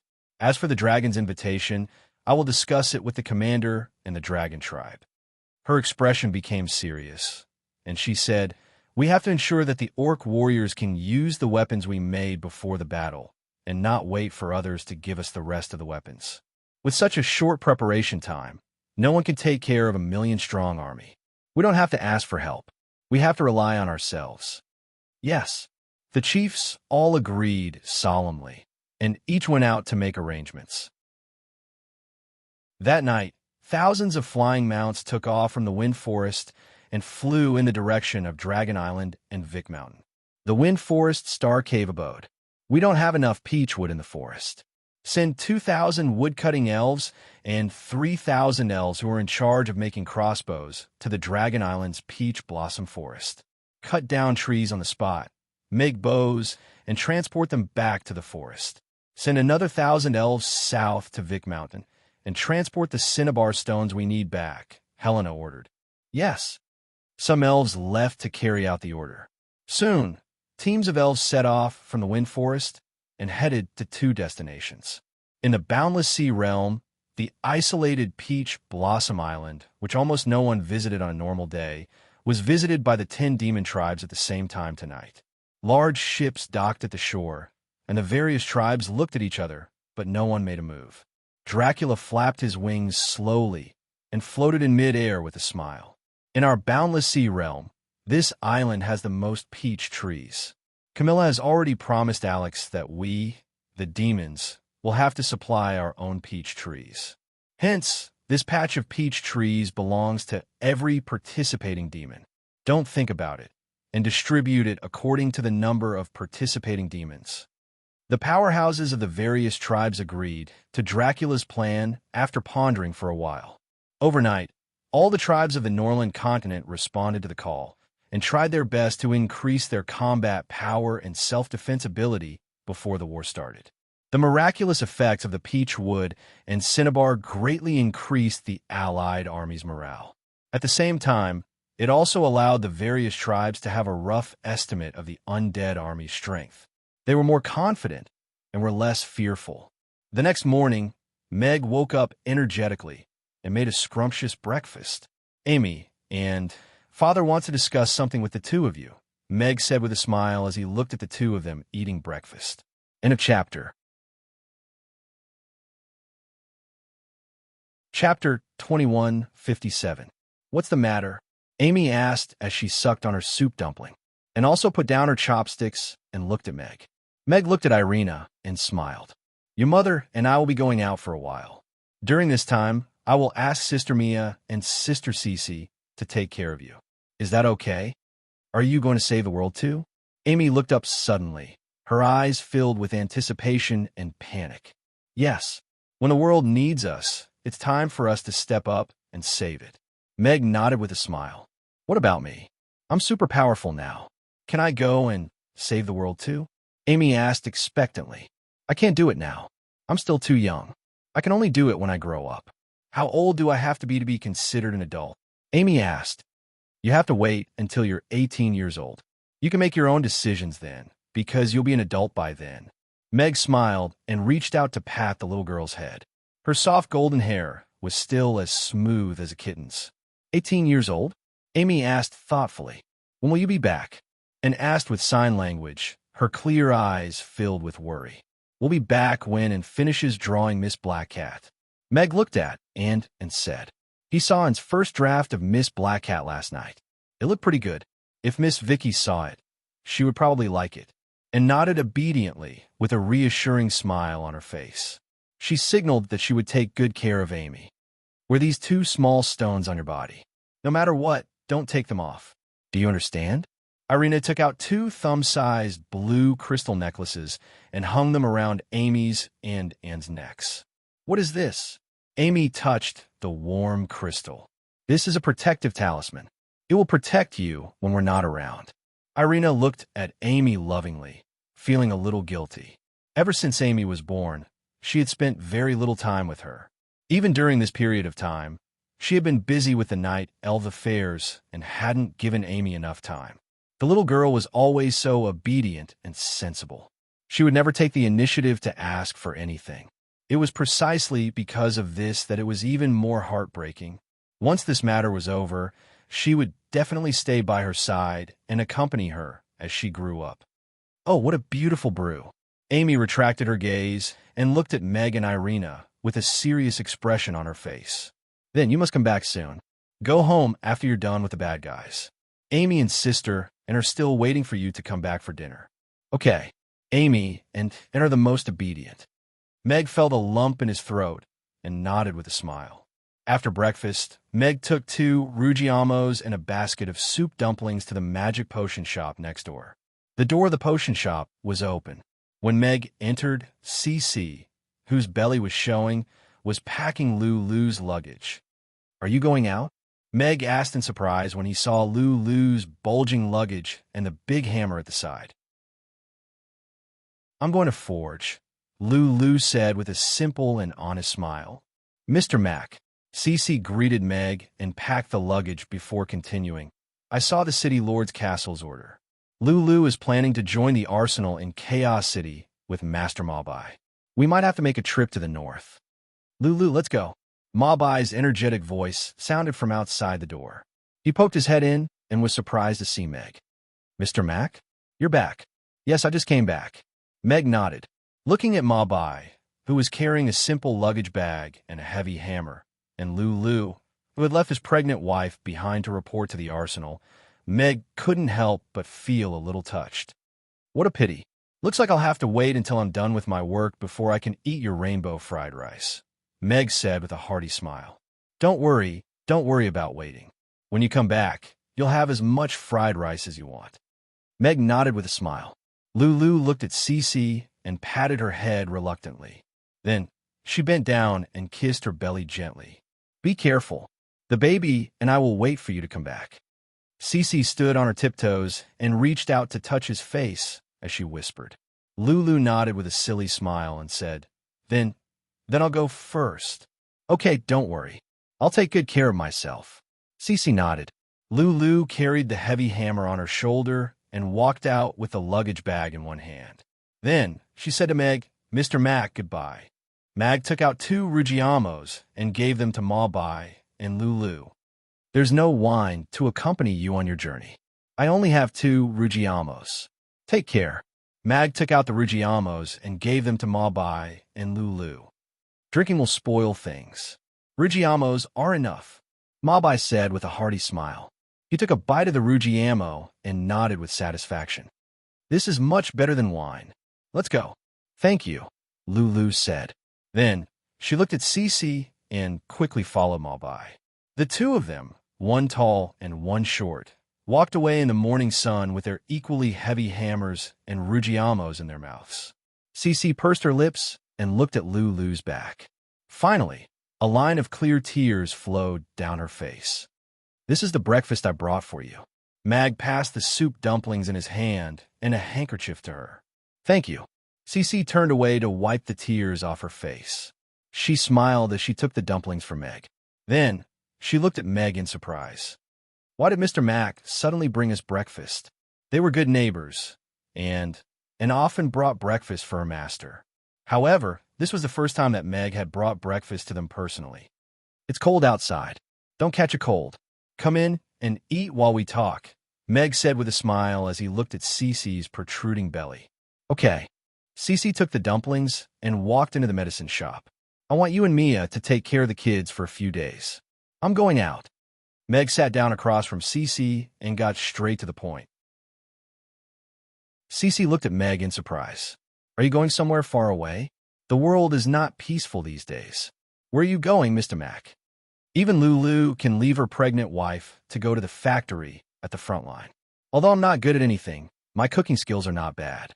If I can go to the front line and cook for the soldiers, I'll do my best, Meg said with a smile. Well, Cece was stunned. She looked at Meg's determined eyes with respect. She nodded and said, Okay, Mr. Mac, don't worry. Leave the kids to us. Thank you. Mag nodded with a smile. He got up, took out a bunch of keys, and placed them on the table. If anything happens, you must hide in the restaurant with the children.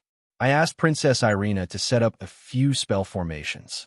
The restaurant should be the safest place in Chaos City.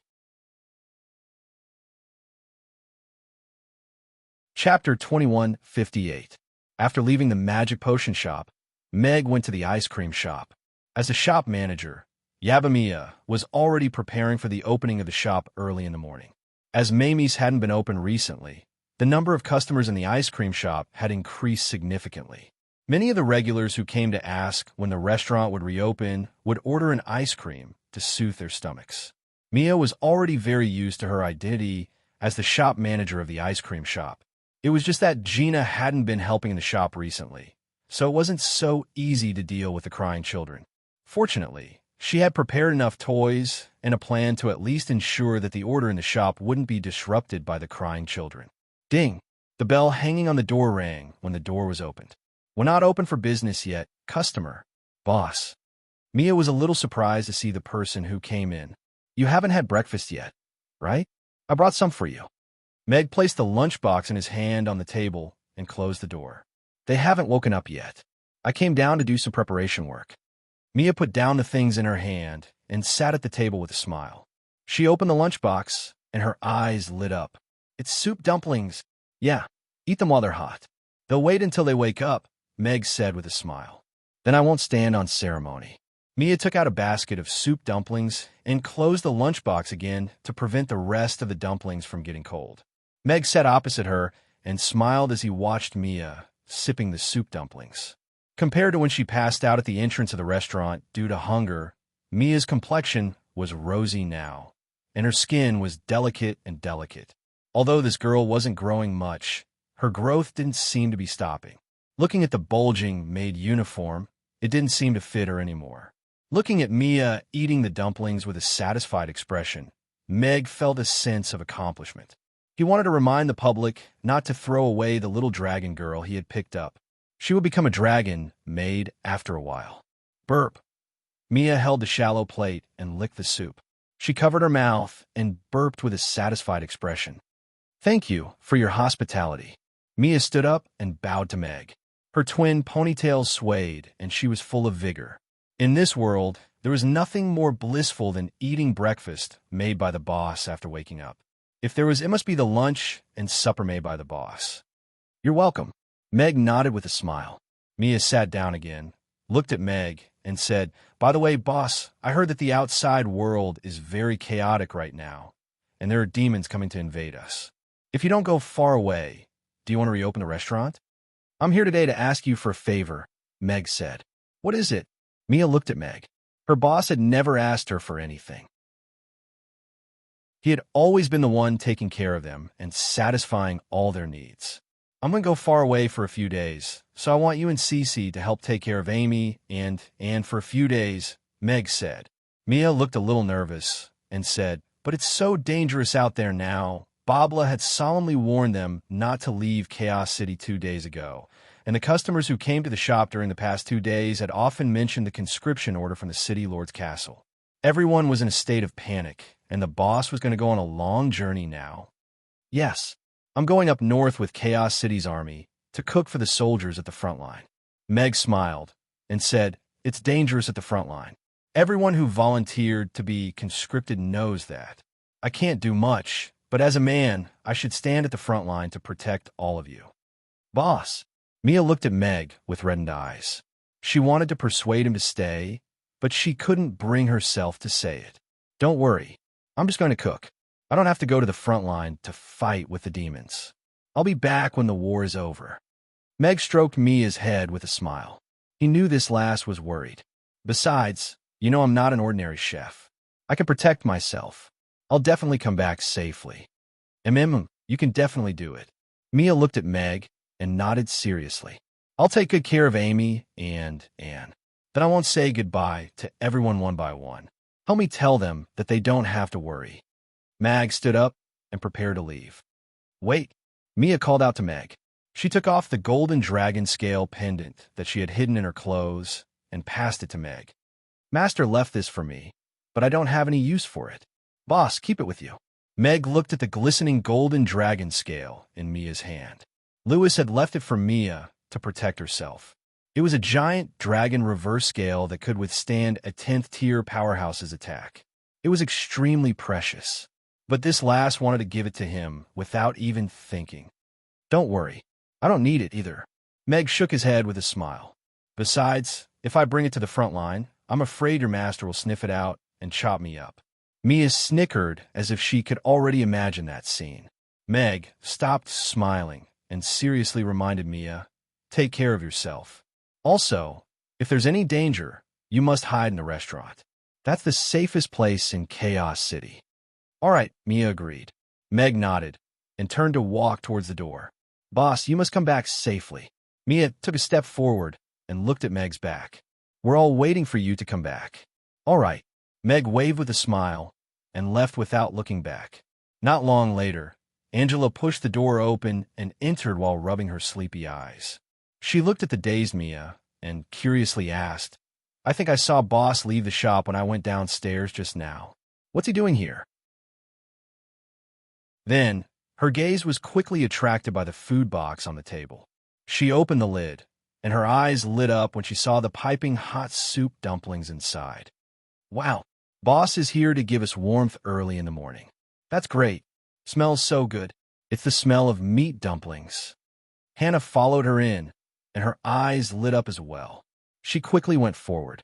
Meg returned to the restaurant and sent the two children to the magic potion shop. Julian was no longer in the potion shop.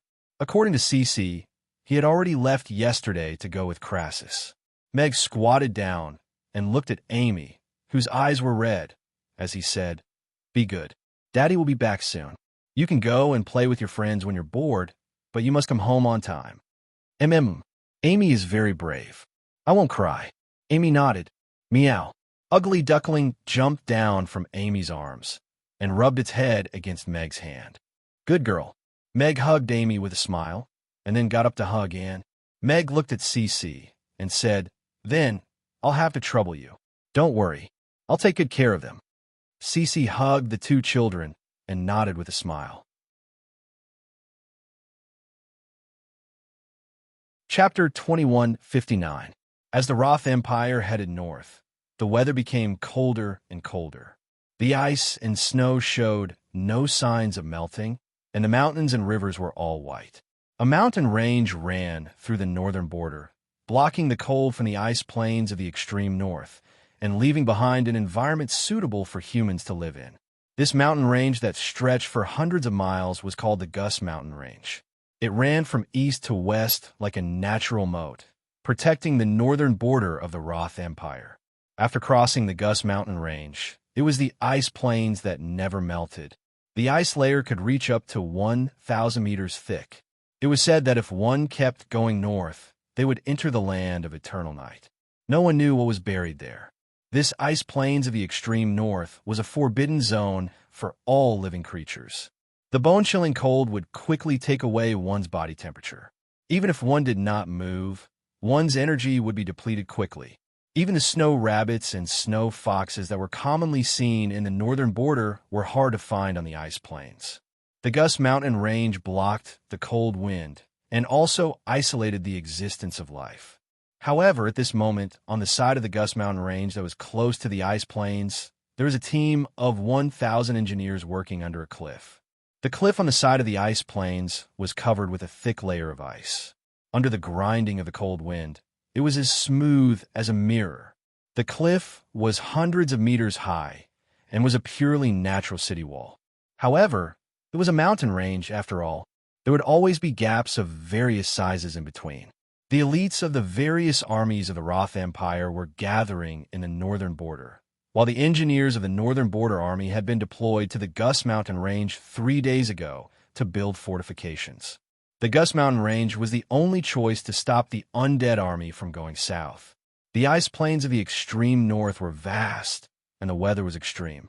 It was unrealistic to take the initiative to search for the undead army in the vast ice plains. After passing the Gus Mountain Range, there would be no more natural barriers that could stop the undead army. Using the natural barriers of the Gus Mountain Range to build fortifications, the entire mountain range would become a great wall that could stop the undead army from going south.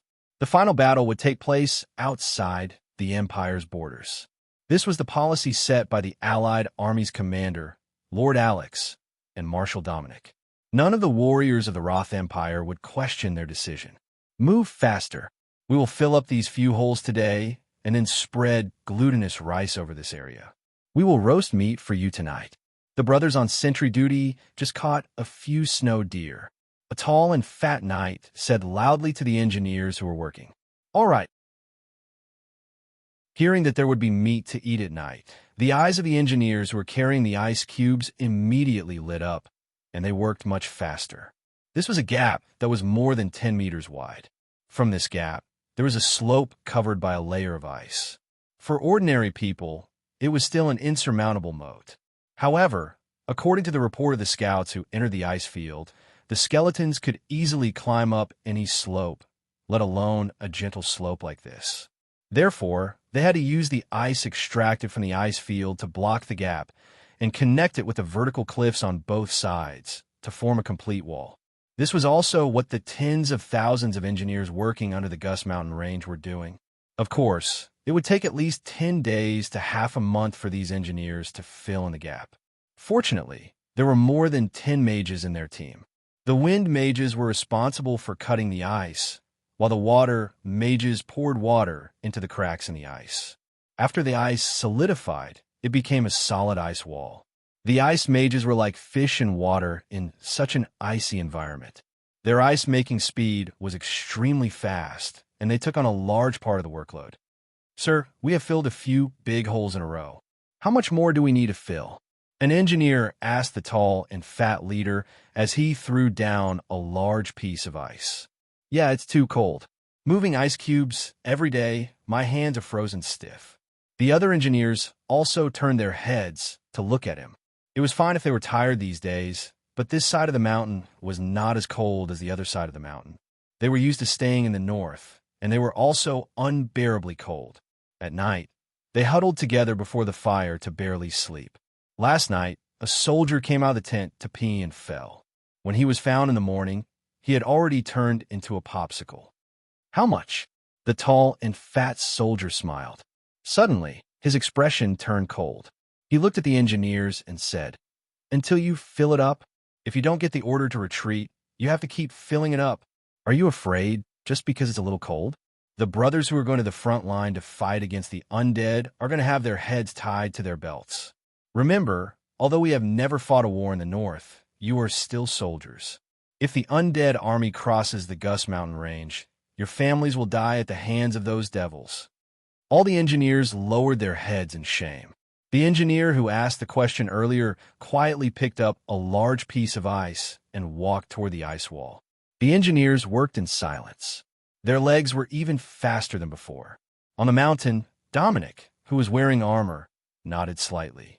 He withdrew his gaze and looked at the adjutant beside him. "Tell the engineers to hurry up and send them to the front line. Prioritize the supply of food.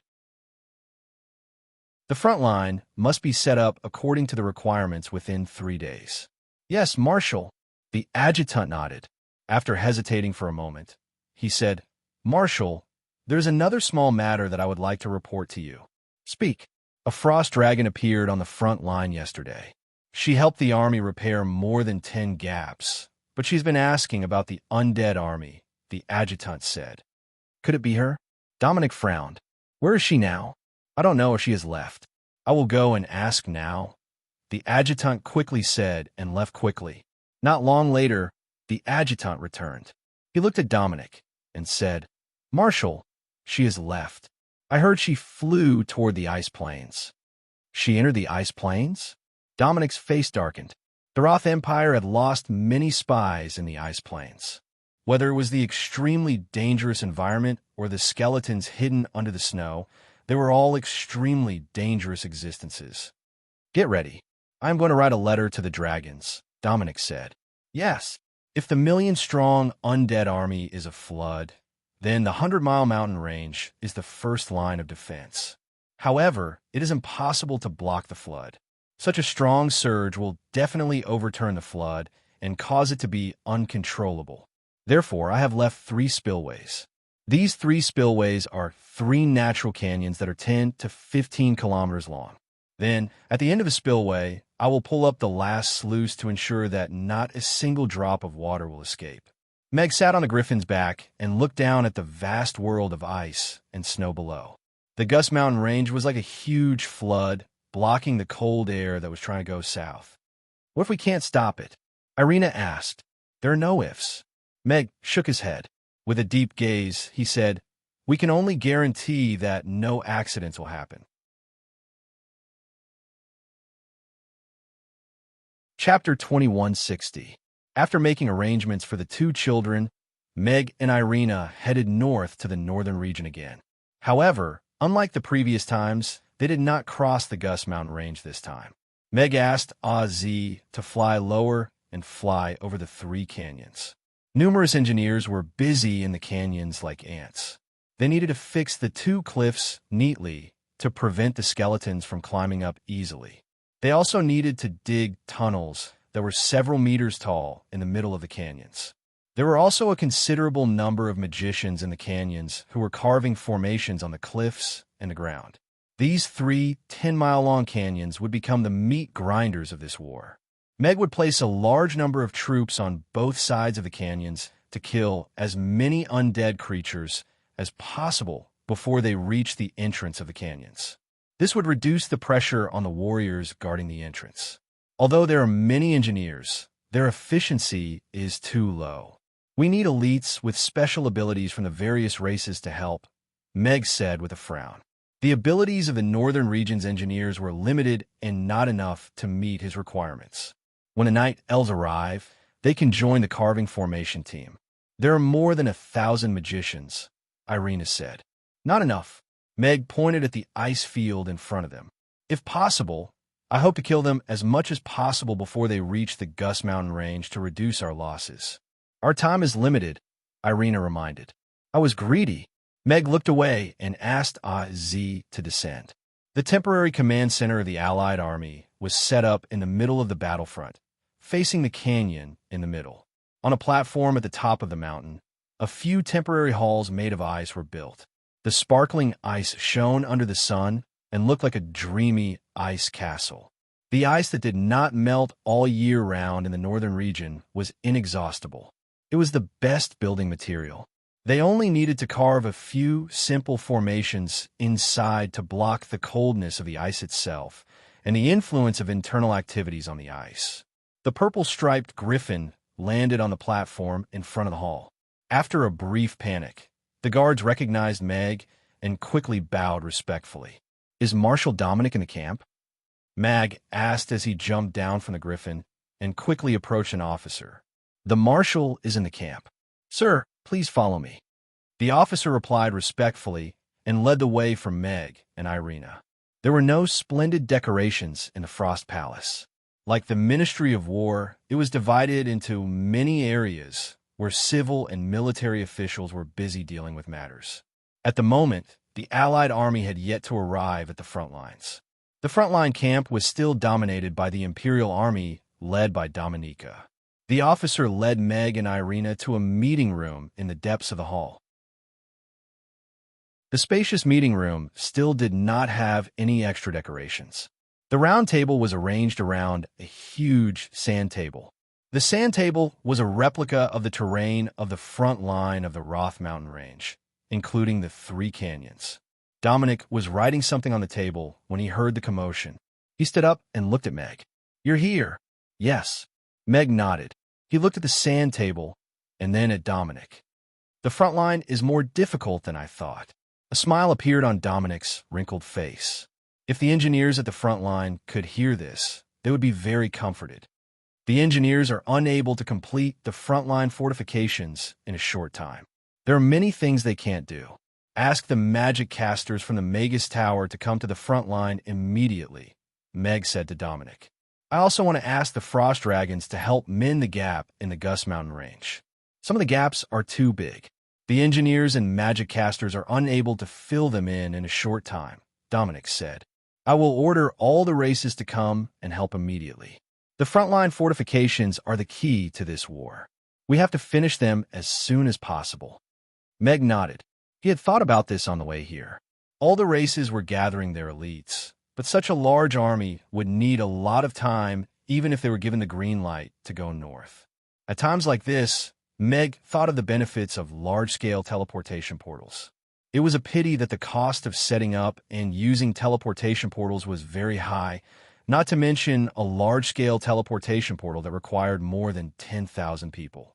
All the races on the Norland continent couldn't afford it at all. However, the frontline fortifications needed people with special abilities. For example, powerful ice magic casters and powerhouses with ice abilities could speed up the speed of repairing the gaps. There are also spell formation masters. Every spell formation added in the canyon could reduce the pressure on the warriors at the back. It was very beneficial to set it up early. Dominic nodded. He had the same idea as him. However, his status wasn't enough to mobilize all the races. It was naturally best that Alex could take the initiative to suggest it. Oh yes, there's something else that you might be interested in, Dominic said. Yesterday, a frost dragon visited the front line and helped to mend more than 10 gaps. She also asked about the undead army and left early in the morning to enter the ice plains. Elizabeth, Meg asked Dominic. From the descriptions of the warriors at the front line, it could be her. Dominic nodded. Where exactly did she enter the ice plains? Meg asked with a serious expression. You want to enter the ice plains to look for her? Dominic looked at Meg in shock. She's very important. Meg nodded and added, she might be a trump card against Rankster. After searching for so many days, this was the first time Meg heard news about Elizabeth. The bad news was that she had entered the ice plains, and she had entered in the morning. I'll get the soldiers who saw her leave in the morning to come over, Dominic said. No need. Just get someone to bring me there. I'm afraid it'll be different if we go to another place. Meg shook his head. All right. Dominic called his adjutant over and asked him to bring Meg and the others to find the soldiers who had seen Elizabeth. Irina also followed beside Meg with a serious expression. Danger lurked everywhere in the ice plains. Both Cthulhu and Josh were extremely dangerous. Moreover, even if she found Rankster, Rankster had already lost his mind and was even more dangerous. Soon, Meg saw the engineers who had encountered the frost dragon. From their description, Meg could confirm that it was Elizabeth who had disappeared for a long time. Sir, she flew in this direction. I'm sure, a tall and thin engineer said as he pointed at the white ice plains. Did she say where she was going before she left? Meg asked. No, she didn't speak much. She only asked a few questions about the undead army, but we didn't know anything, so we didn't give her any information. The soldier shook his head. All right, Meg nodded. He turned to the adjutant who had brought them here and said, Tell the marshal that I need to enter the ice plains. Let him write the letter. Chapter 2161. The purple-striped griffin took off, turned into a purple lightning, and flew towards the depths of the ice field. The engineers all stopped what they were doing and looked at this scene in shock. Lord Alex, that godlike man, he actually went straight into the ice field. Lord went in just like that. Will anything happen? An engineer asked worriedly. That's Lord Alex. He was the one who warned us about the demons and the undead army. How could anything happen to him? Yes, with Lord's ability, it's not a problem for him to go in and out of the ice field 7 times. And that beautiful lady just now should be Princess Irina, right? She's also a legendary powerhouse. The engineers discussed softly and were rather excited. Hurry up and get to work. The officer scolded. He couldn't help but look at the vast ice field with yearning. In this world, only people with abilities like Lord Alex could go anywhere in the world, right? It's been more than 5 hours since we set off in the morning. The ice field is vast, and she's flying in the sky. How do you plan to find her? Irina asked Meg, who was standing in front of her. She must have come to the ice field because she heard about Rankster. She must have tried to find out some information about the undead army from the border. Meg looked ahead and said, It's very difficult to find Elizabeth, but it's easier to find the huge skeleton army. Irina nodded slightly and didn't ask any more questions. She also scanned the ground below like Meg. The ice field was huge. The purple-striped griffin flew for 3 hours, and Meg only found 3 hiding places of the skeleton army. There were about 50,000 skeletons in each place. This time, Meg and Irina didn't try to exterminate them. Instead, they left silently after confirming that there were no traces of fighting in Elizabeth's figure. The longer they waited, the slimmer their hope. Meg looked at the storm that swept over from afar. The wind blades were mixed with ice and snow and created cracks on the ice surface. He was prepared to let Ozzy go around the storm and continue the search. Wait! Irina suddenly stopped Meg. She pointed at the storm and said, Look, is there something behind the storm? Meg looked in the direction of Irina's finger. His eyes narrowed slightly and then suddenly widened. Behind the storm, a huge figure could be vaguely seen flapping its wings. However, judging from its posture, it seemed to be engaged in battle. Ozzy, go through the storm. Meg ordered. Oh! The purple-striped griffin raised its head and let out a long cry. It flapped its wings and flew toward the storm like a bolt of lightning. The Frost WIRM, with a wingspan of more than 100 meters, flapped its wings to avoid the ice spears flying from below. There were several huge, bloody holes on its pure white wings, and there was even an ice spear that didn't penetrate it. There were tens of thousands of undead army below her, and dozens of powerful skeletons leading them were holding javelin-like ice spears in their hands. They looked up at the Frost WIRM and then threw the ice spears in their hands. There were two shriveled, ancient dragon corpses in front and behind her. They stared at her with their scarlet eyes, and their wings were bigger than the Frost WRM's. They blocked all her escape routes. Judging from the few scarlet wounds on her body, these two undead dragons were not to be trifled with. Elizabeth was a little anxious. Originally, she just wanted to get close to the undead army to take a look and then leave like before. She didn't expect to be discovered and blocked by two undead dragons. These two undead dragons were above level 9 before they died. Although she couldn't tell what species they were, their bones were extremely hard. After demonization, they retained the strength they had when they were alive and were very difficult to deal with. Among the ancient corpses on the ground, there was no lack of level 10 existences. Even though she had already taken to the sky, she was still seriously injured. She was desperate because she couldn't find her father. If she didn't leave this place now, she might not have the chance to do so. She was losing blood quickly, and her physical strength and magic power were reaching their limits. No one could help her on this ice field. She could only make one last gamble. Roar. Elizabeth let out a furious roar and flapped her wings. The surrounding cold air condensed, and countless ice cones as thick as bowls formed. Then they abruptly fell down. At the same time, she activated the Frost domain. Space seemed to have frozen, and the speed of the ice spears that were flying toward her slowed down. The speed of the two undead dragons was also affected. Now's the time. Elizabeth's eyes lit up, and she spat out a crystal ball of ice from her mouth. It exploded instantly and wrapped around her wound like a gel. At the same time, she flapped her wings with all her might, changed her direction, and crashed into the storm. The violent storm was her only hope. The spears from below were the ones that could give her a fatal blow. The ancient corpses reacted and broke free from the restrictions of the Frost domain and tried to chase after Elizabeth. They were one step behind and lost the initiative. Elizabeth was confident that she could shake off these two somewhat sluggish undead dragons. However, at this moment, a sharp sound of something breaking through the air was heard from below.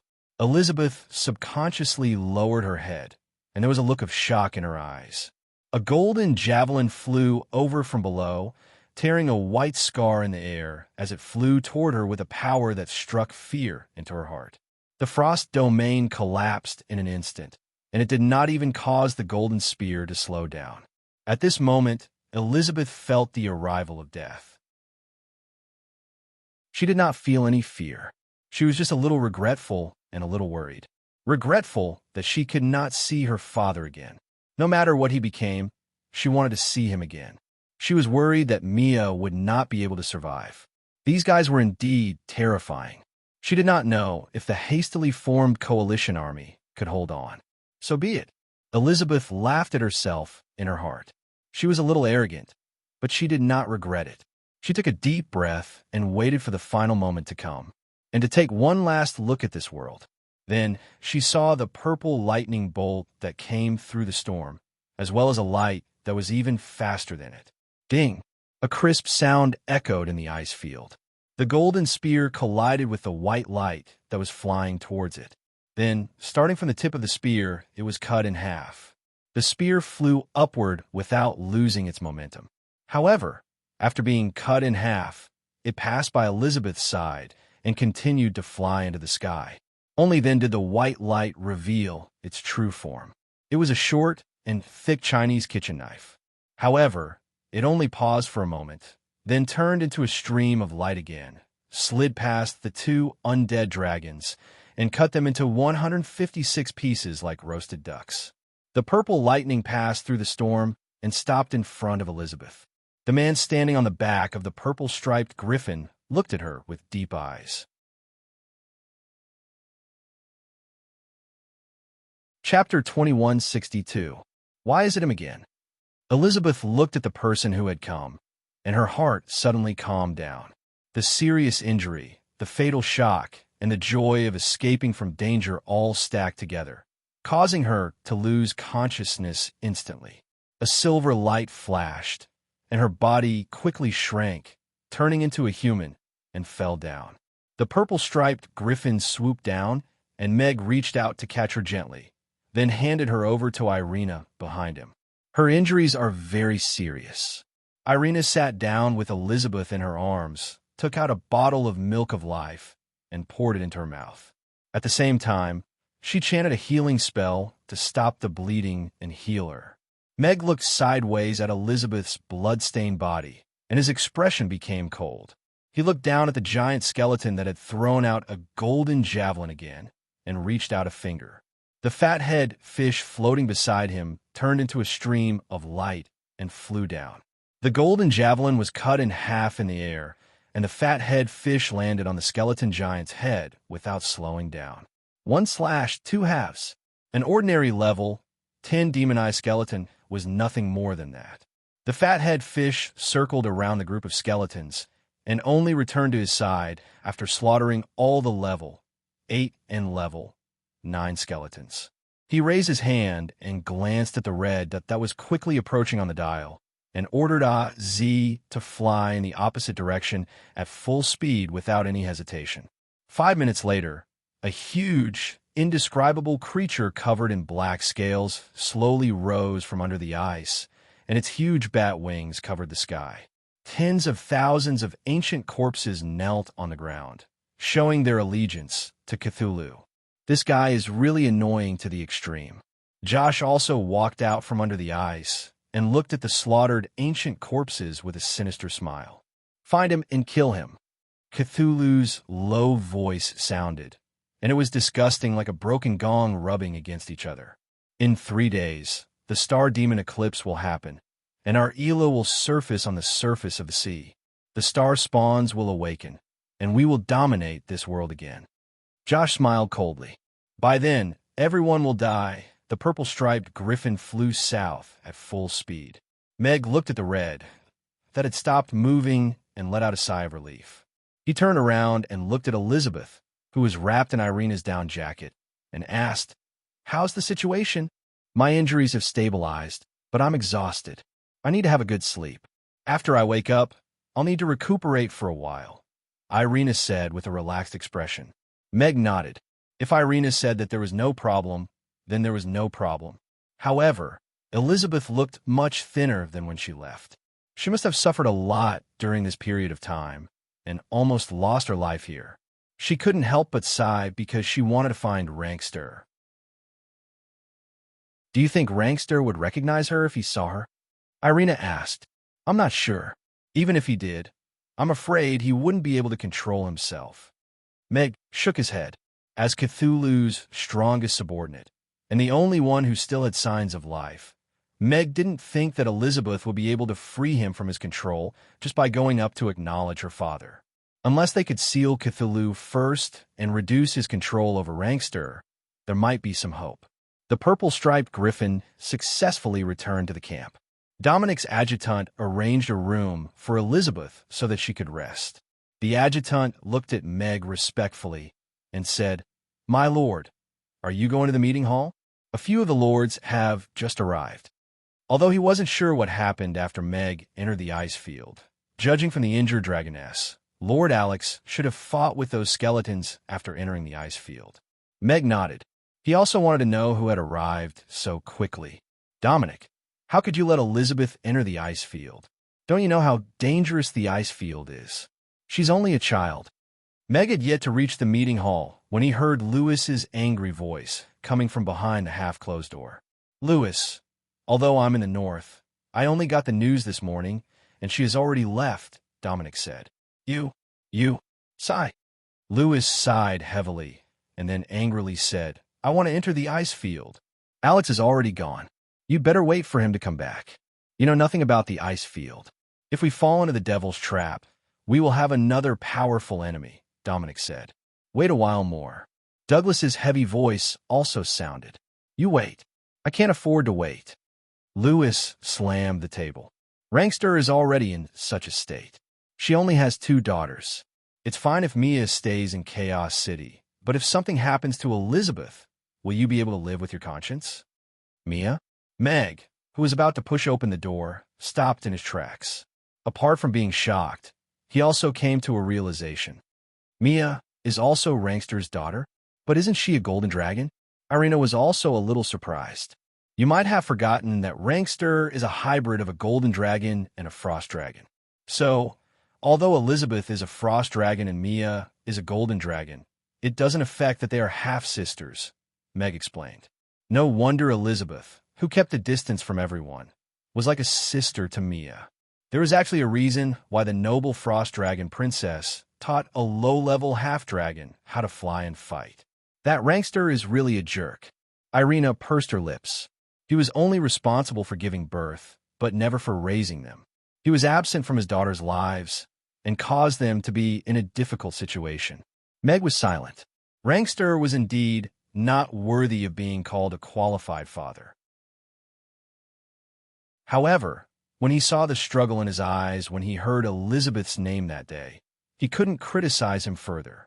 He wasn't the one who released Cthulhu. Meg was very sure of that. I've brought her back. Meg pushed open the door of the meeting room and walked in. The heated meeting room fell silent. Everyone's gaze landed on Meg and Irina, who were standing at the door. Apart from Lewis and Douglas, Jonas and Barbara were also in the meeting room. Where is she? Is she injured? Lewis asked with concern as he walked up to Meg.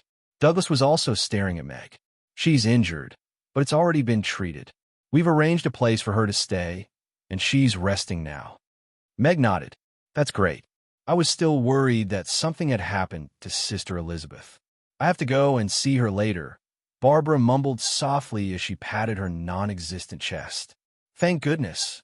Lewis heaved a sigh of relief and cupped his fists at Meg and Irina to express his gratitude. Douglas's tense expression also relaxed a lot. He looked at Meg and asked, she encountered ancient corpses? An undead army with a scale of about 30,000. She was trapped by 2 zombie dragons and was injured by the javelins of the ancient corpses on the ground. Meg nodded. There's zombie dragons too. Everyone in the meeting room was shocked. The intelligence on the undead army had been updated recently, but there was never any mention of the existence of flying troops. This didn't even appear in their battle preparations. Chapter 2163. You can find ancient corpses of any race in the ice field, including those that have disappeared in the long river of history and didn't even appear in ancient records. Meg looked at everyone and calmly said, it's not surprising that there's a zombie dragon. They might even have more ancient flying corpses. Everyone's expression was grave. This wasn't good news. This war might be more difficult than they imagined. Apart from a zombie dragon, the ice spears they throw are also very lethal. Although the demonized ancient corpses have lost their abilities, their strength has been increased. Irina continued. I checked Elizabeth's injuries earlier. The ice spears are very powerful, and they'll leave demonic aura around the wound after she's injured. It'll aggravate the injury and make it difficult to heal and treat. How do we deal with the demonic aura? Dominic asked. It's impossible not to get injured in the war. Irina shook her head slightly and said, I used holy light to get rid of the demonic aura, but there are very few light elemental magic casters, and I can't treat everyone. I have to think of another way. Everyone frowned. If they couldn't heal the injured, it would greatly affect their morale. They had to find a solution. Maybe we could try soaking cinnabar or glutinous rice in water. Since they can produce miraculous effects on ancient corpses, they should be able to suppress the demonic aura, Meg said. Everyone's eyes lit up. This was a good direction. Cinnabar and glutinous rice would be continuously delivered to the front line. If these 2 things were really effective, it would be great. I'll go check on Elizabeth. Barbara stood up and nodded at Meg and Irina as a greeting. Then she left. Meg waved his hand and closed the door of the conference hall. He pulled out a chair and sat down. He looked at Lewis and Douglas and said, "The construction of the frontline fortifications is very tight now. We need your support." "You want us to build fortifications?" Lewis frowned. "Isn't that what the dwarven craftsmen do?" Douglas was also a little surprised. It seemed like Dominic hadn't had the time to explain the situation at the front line to the two of them. Meg said, "The dwarven craftsmen haven't arrived in the north yet. They are mostly responsible for the forging of weapons. There are still hundreds of pits in the north of the Gus Mountain Range that haven't been filled up. It will take 10 days for the Roth Empire's northern army to complete it, so I need the help of the giant dragons." Douglas pondered for a moment before asking, "How many giant dragons do you need?" "I want all the dragons from the Frost Dragon tribe that can freeze ice and as many wind dragons as possible," said Meg. "All right, they will all arrive tomorrow." Douglas nodded. Meg nodded. He liked this kind of cooperative guy. Dominic then explained the current defensive arrangements in the north to everyone. The Gus Mountain Range and the three canyons were the core of the entire battle. They would make use of their defensive advantage to eliminate the million undead army in front of the Gus Mountain Range, not allowing a single ancient corpse to escape. It wasn't ingenious, but there was no choice in the plan. However, after listening to Dominica's arrangements, everyone had a deeper understanding of the importance of pre-battle fortifications. This was a plan that couldn't afford any mistakes, so everything had to be done flawlessly. "I'll get the golden dragons to arrive earlier too.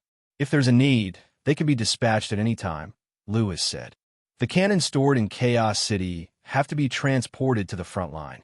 Get them to transport a batch to the front line," Meg said to Lewis. "All right," Lewis nodded. "Apart from living creatures and materials, why don't we use the space storage device for transportation?" Jonas, who had been silent all this while, raised his first question. "The space storage device is limited, and the amount of materials needed to transport 1,000,000 soldiers is a huge number," Jonas said. He had thought of this idea before, but even Irina's space ring could only store 30 cannons, and her space ring was full now. Furthermore, space stones were very precious. Even magic casters couldn't have one each. "I see." Jonas nodded thoughtfully. Then he took out a palm-sized box, opened it, and took out another box. When he opened that box, there was another box inside. "Please don't use Russian dolls." Meg couldn't help but remind him. Jonas took out 10 small boxes and then pushed them forward with both hands. "These are all large space storage devices. The space in each of them is similar to the space in this hall. I can lend them to you temporarily." "So big?" Everyone's eyes lit up when they saw the row of small boxes. There were very few space magic casters, and they weren't inferior to the space magic casters. The materials used to create the space storage devices were also very precious. It was rare to see such a huge space storage device. They didn't expect Jonas to take out 10 of them just like that. "Thank you." Meg cupped his hands. He knew very well how important these 10 huge storage boxes could be now. Not to mention other things. Using them to transport cannons and shells could not only reduce the wear and tear on the road, but also save an immeasurable amount of manpower and material resources. The transportation of emergency materials was even more convenient and fast. The Norland continent was vast, and it would take several days for all the races to gather in the north.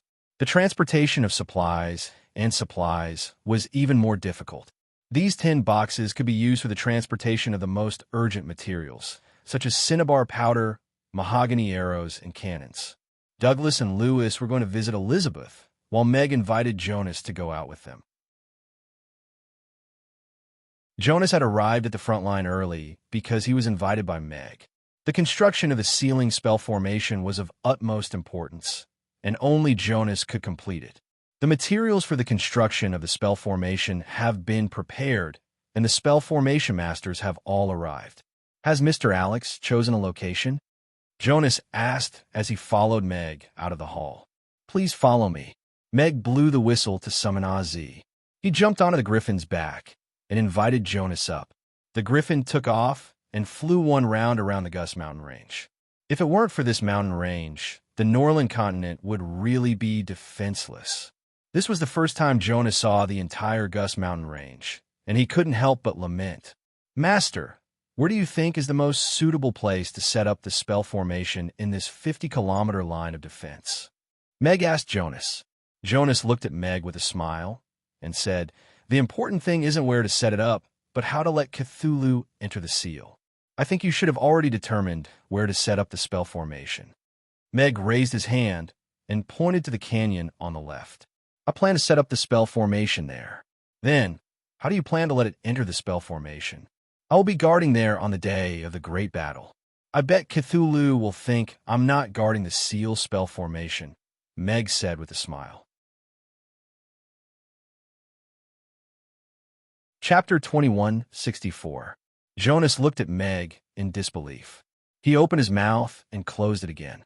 After a while, he said, it doesn't sound very reliable. There's no reliable way to deal with an immortal existence like Cthulhu. We can only take a gamble, Meg said helplessly. He had made countless deductions, but they were all overturned by him in the end. Therefore, he could only try Teacher Seema's thousand-layer cake theory and take a gamble. I need you to set up 10 decoy formations on the Gus Mountain range. Work on them at the same time. Make the decoy formations on the two valleys on the left and right bigger, Meg said. Jonas couldn't figure out what Meg was thinking, but he was the chief commander, so it wasn't a problem for him to make the decision. He nodded and said, all right, we will start tonight. Thank you. Meg brought Jonas back to the command center and got Dominic to cooperate fully with Jonas' work. Lewis, how's the investigation on the Peach Mountain in the Dragon Territory? Meg asked Lewis, who was about to leave, as he stopped him. Lewis looked at Meg and said, Jinx reported that the Peach Mountain is about 500 kilometers northwest of Golden Dragon Island. It should be big enough to support this war. The Orcs and Elves logging teams have already arrived. If the other races still need it, they will have to do it themselves. All right, Meg nodded. This was a good idea. www.bkwx. XYZ Psi. Previously, he and Dominic had also talked about the peachwood problem. The Roth Empire had received a large amount of peach wood from their territory, but there was still a shortage. Ding, ding, screech, the sound of hammers hammering on steel and red-hot iron pieces being quenched in water could be heard in the huge forging workshop. Thousands of blacksmiths from various races were forging cannons in full swing. Lulu, who was like a little cow, swung the giant hammer in her hand tirelessly and hammered the iron pieces on the forging table. Meanwhile, Mabai, who was standing at the side, was staring at a newly formed cannon on the forging table next door. This is good stuff. You can make it in 2 more days. The blacksmith next door noticed Mabai's expression and patted the cannon with a smile. It is indeed good stuff. Mabai nodded and swallowed his saliva. He was most familiar with this thing. After Lulu took over, he took over most of the forging work in the shop. He spent almost every day researching how to forge better cannons. However, they did not expect that as soon as they entered the munitions factory, the first task they received was to forge cannons. Looking at the mighty black cannon, Mabai was a little dazed. Was this developed by the City Lord's mansion? Mabai probed. It said to be a blueprint provided by a mysterious person. Don't be fooled by its black, thick, and inflexible appearance. It said that its power is astonishing. One shot can hit over 10 miles away and destroy a house.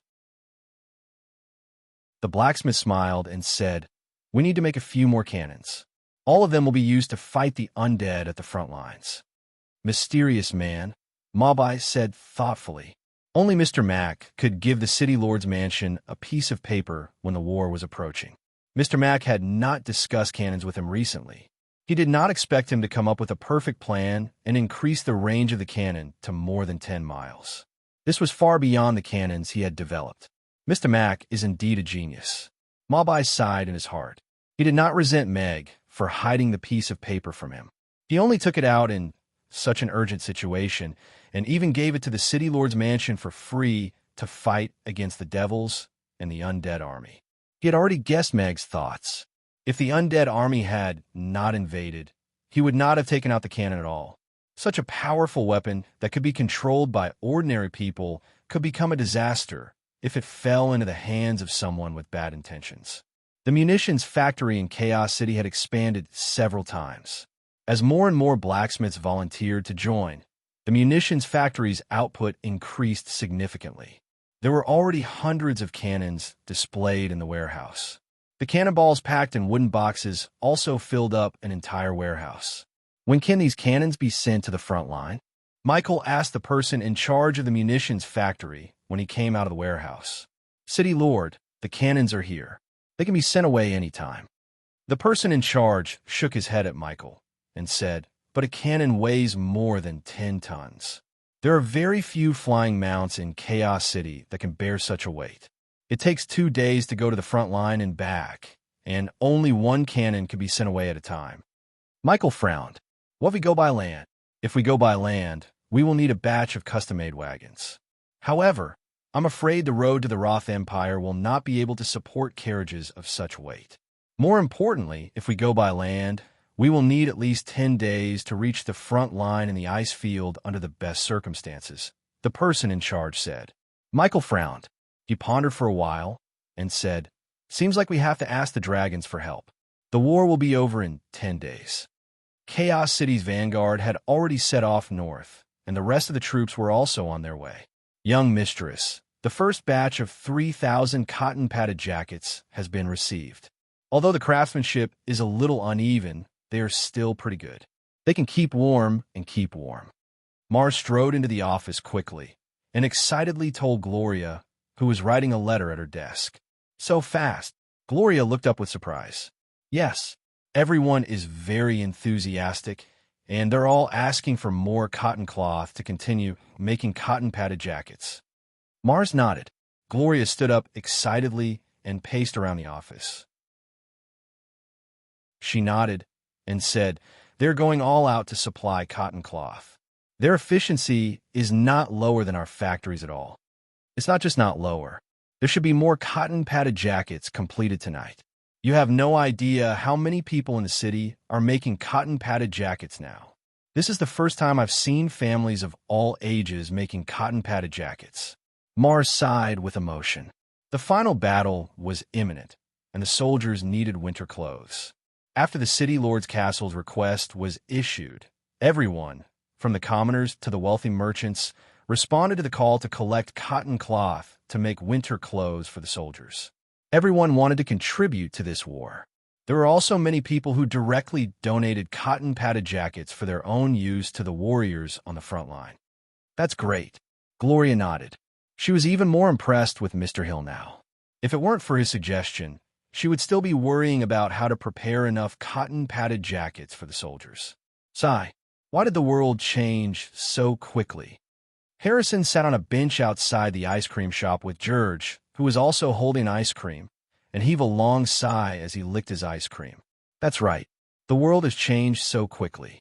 George nodded with a worried expression. Chapter 2165. The announcement from the city lord's castle informed all the residents of Chaos City of the truth. In the past few days, many powerhouses had volunteered to join the guards and apply to go to the front line. Many craftsmen and tailors had also joined the logistics team. Even the commoners were making cotton-padded clothes for the warriors. However, the oppressive atmosphere before the war still shrouded Chaos City. Nobody knew if the Allied army could win this war and what kind of fate they would face. Why don't I join the battle team too? Going to the front line to kill a few skeletons is better than waiting at the back, Harrison said to George seriously. George stared at him for a while, thinking of how to dispel his friend's dangerous thoughts. But we don't have armor of your type. A soft voice sounded. The two of them were stunned and turned around at the same time. Amy, who was holding an ice cream in one hand and a fat yellow cat in the other, was looking at them with a smile. Little boss. Harrison's and George's eyes lit up in surprise. Are you back? Is the restaurant going to reopen? Harrison asked. Yes, I'm back. But Father left again, so the restaurant is not reopening. Amy shook her head. Where did Mr. Mac go? It's so chaotic everywhere now, George asked with concern. Mr. Mac actually left his child behind to go out at such a time? Father went to cook for the brave warriors. He said he would only be back in a few days. Amy looked at George curiously and asked, Uncle Blue Fatty, where's little sister Christy? Has she grown up? When can you bring her over for me to play with? Mr. Mack is at the front line too? Harrison and George were both shocked. Christy has already started to learn how to talk, but she can only babble. If little boss wants to play with Christy, you can come to my house anytime, George said with a smile. Parber and Angus even said they miss you very much 2 days ago. Amy tilted her head and was a little troubled. But I don't miss them at all. I only miss Christy. Little brothers and whatnot are not cute at all. As a daughter's slave, George actually wanted to give her a thumbs up. Mr. Mack is indeed the role model of our generation. He never flinched in the face of danger. Looks like I have to go back and make my own armor so that I can go to the front line to kill the enemy. Harrison said with a determined look in his eyes. Uncle Red Fatty, if you can swing the sword 3 times without tripping yourself, I think you can still give it a try, Amy said to Harrison with a serious expression. Harrison imagined the scene seriously and soon gave up on himself. As expected, money alone won't do if you don't have a skill. Harrison leaned back in his chair and sighed deeply. The old man who was picking up bottles clenched his walking stick tightly and only released it after a while. Goodbye. I'm going to play with my friends now. Amy waved the ice cream away before skipping away with Ugly Duckling in her arms. Plop! A strange sound came from the yard, and Luna stopped writing. She looked in the direction of the backyard and hesitated for a moment before getting up and walking there. When she opened the back door, she saw a figure in silver armor lying face down in the yard. One of his feet was even propped up on the low wall of the yard. Oh my God! Luna was shocked. She picked up the hoe that was leaning against the wall and looked at the person lying on the ground nervously. Who are you? Why did you climb over the wall and come into my yard? This was the teacher's dormitory of Chaos School. There were security guards guarding the school gate 24/7, and they patrolled frequently. It should be very safe here. How could someone sneak into the school and enter her yard? Hearing her voice, the figure moved. He put his hands on the ground as if he was trying to get up.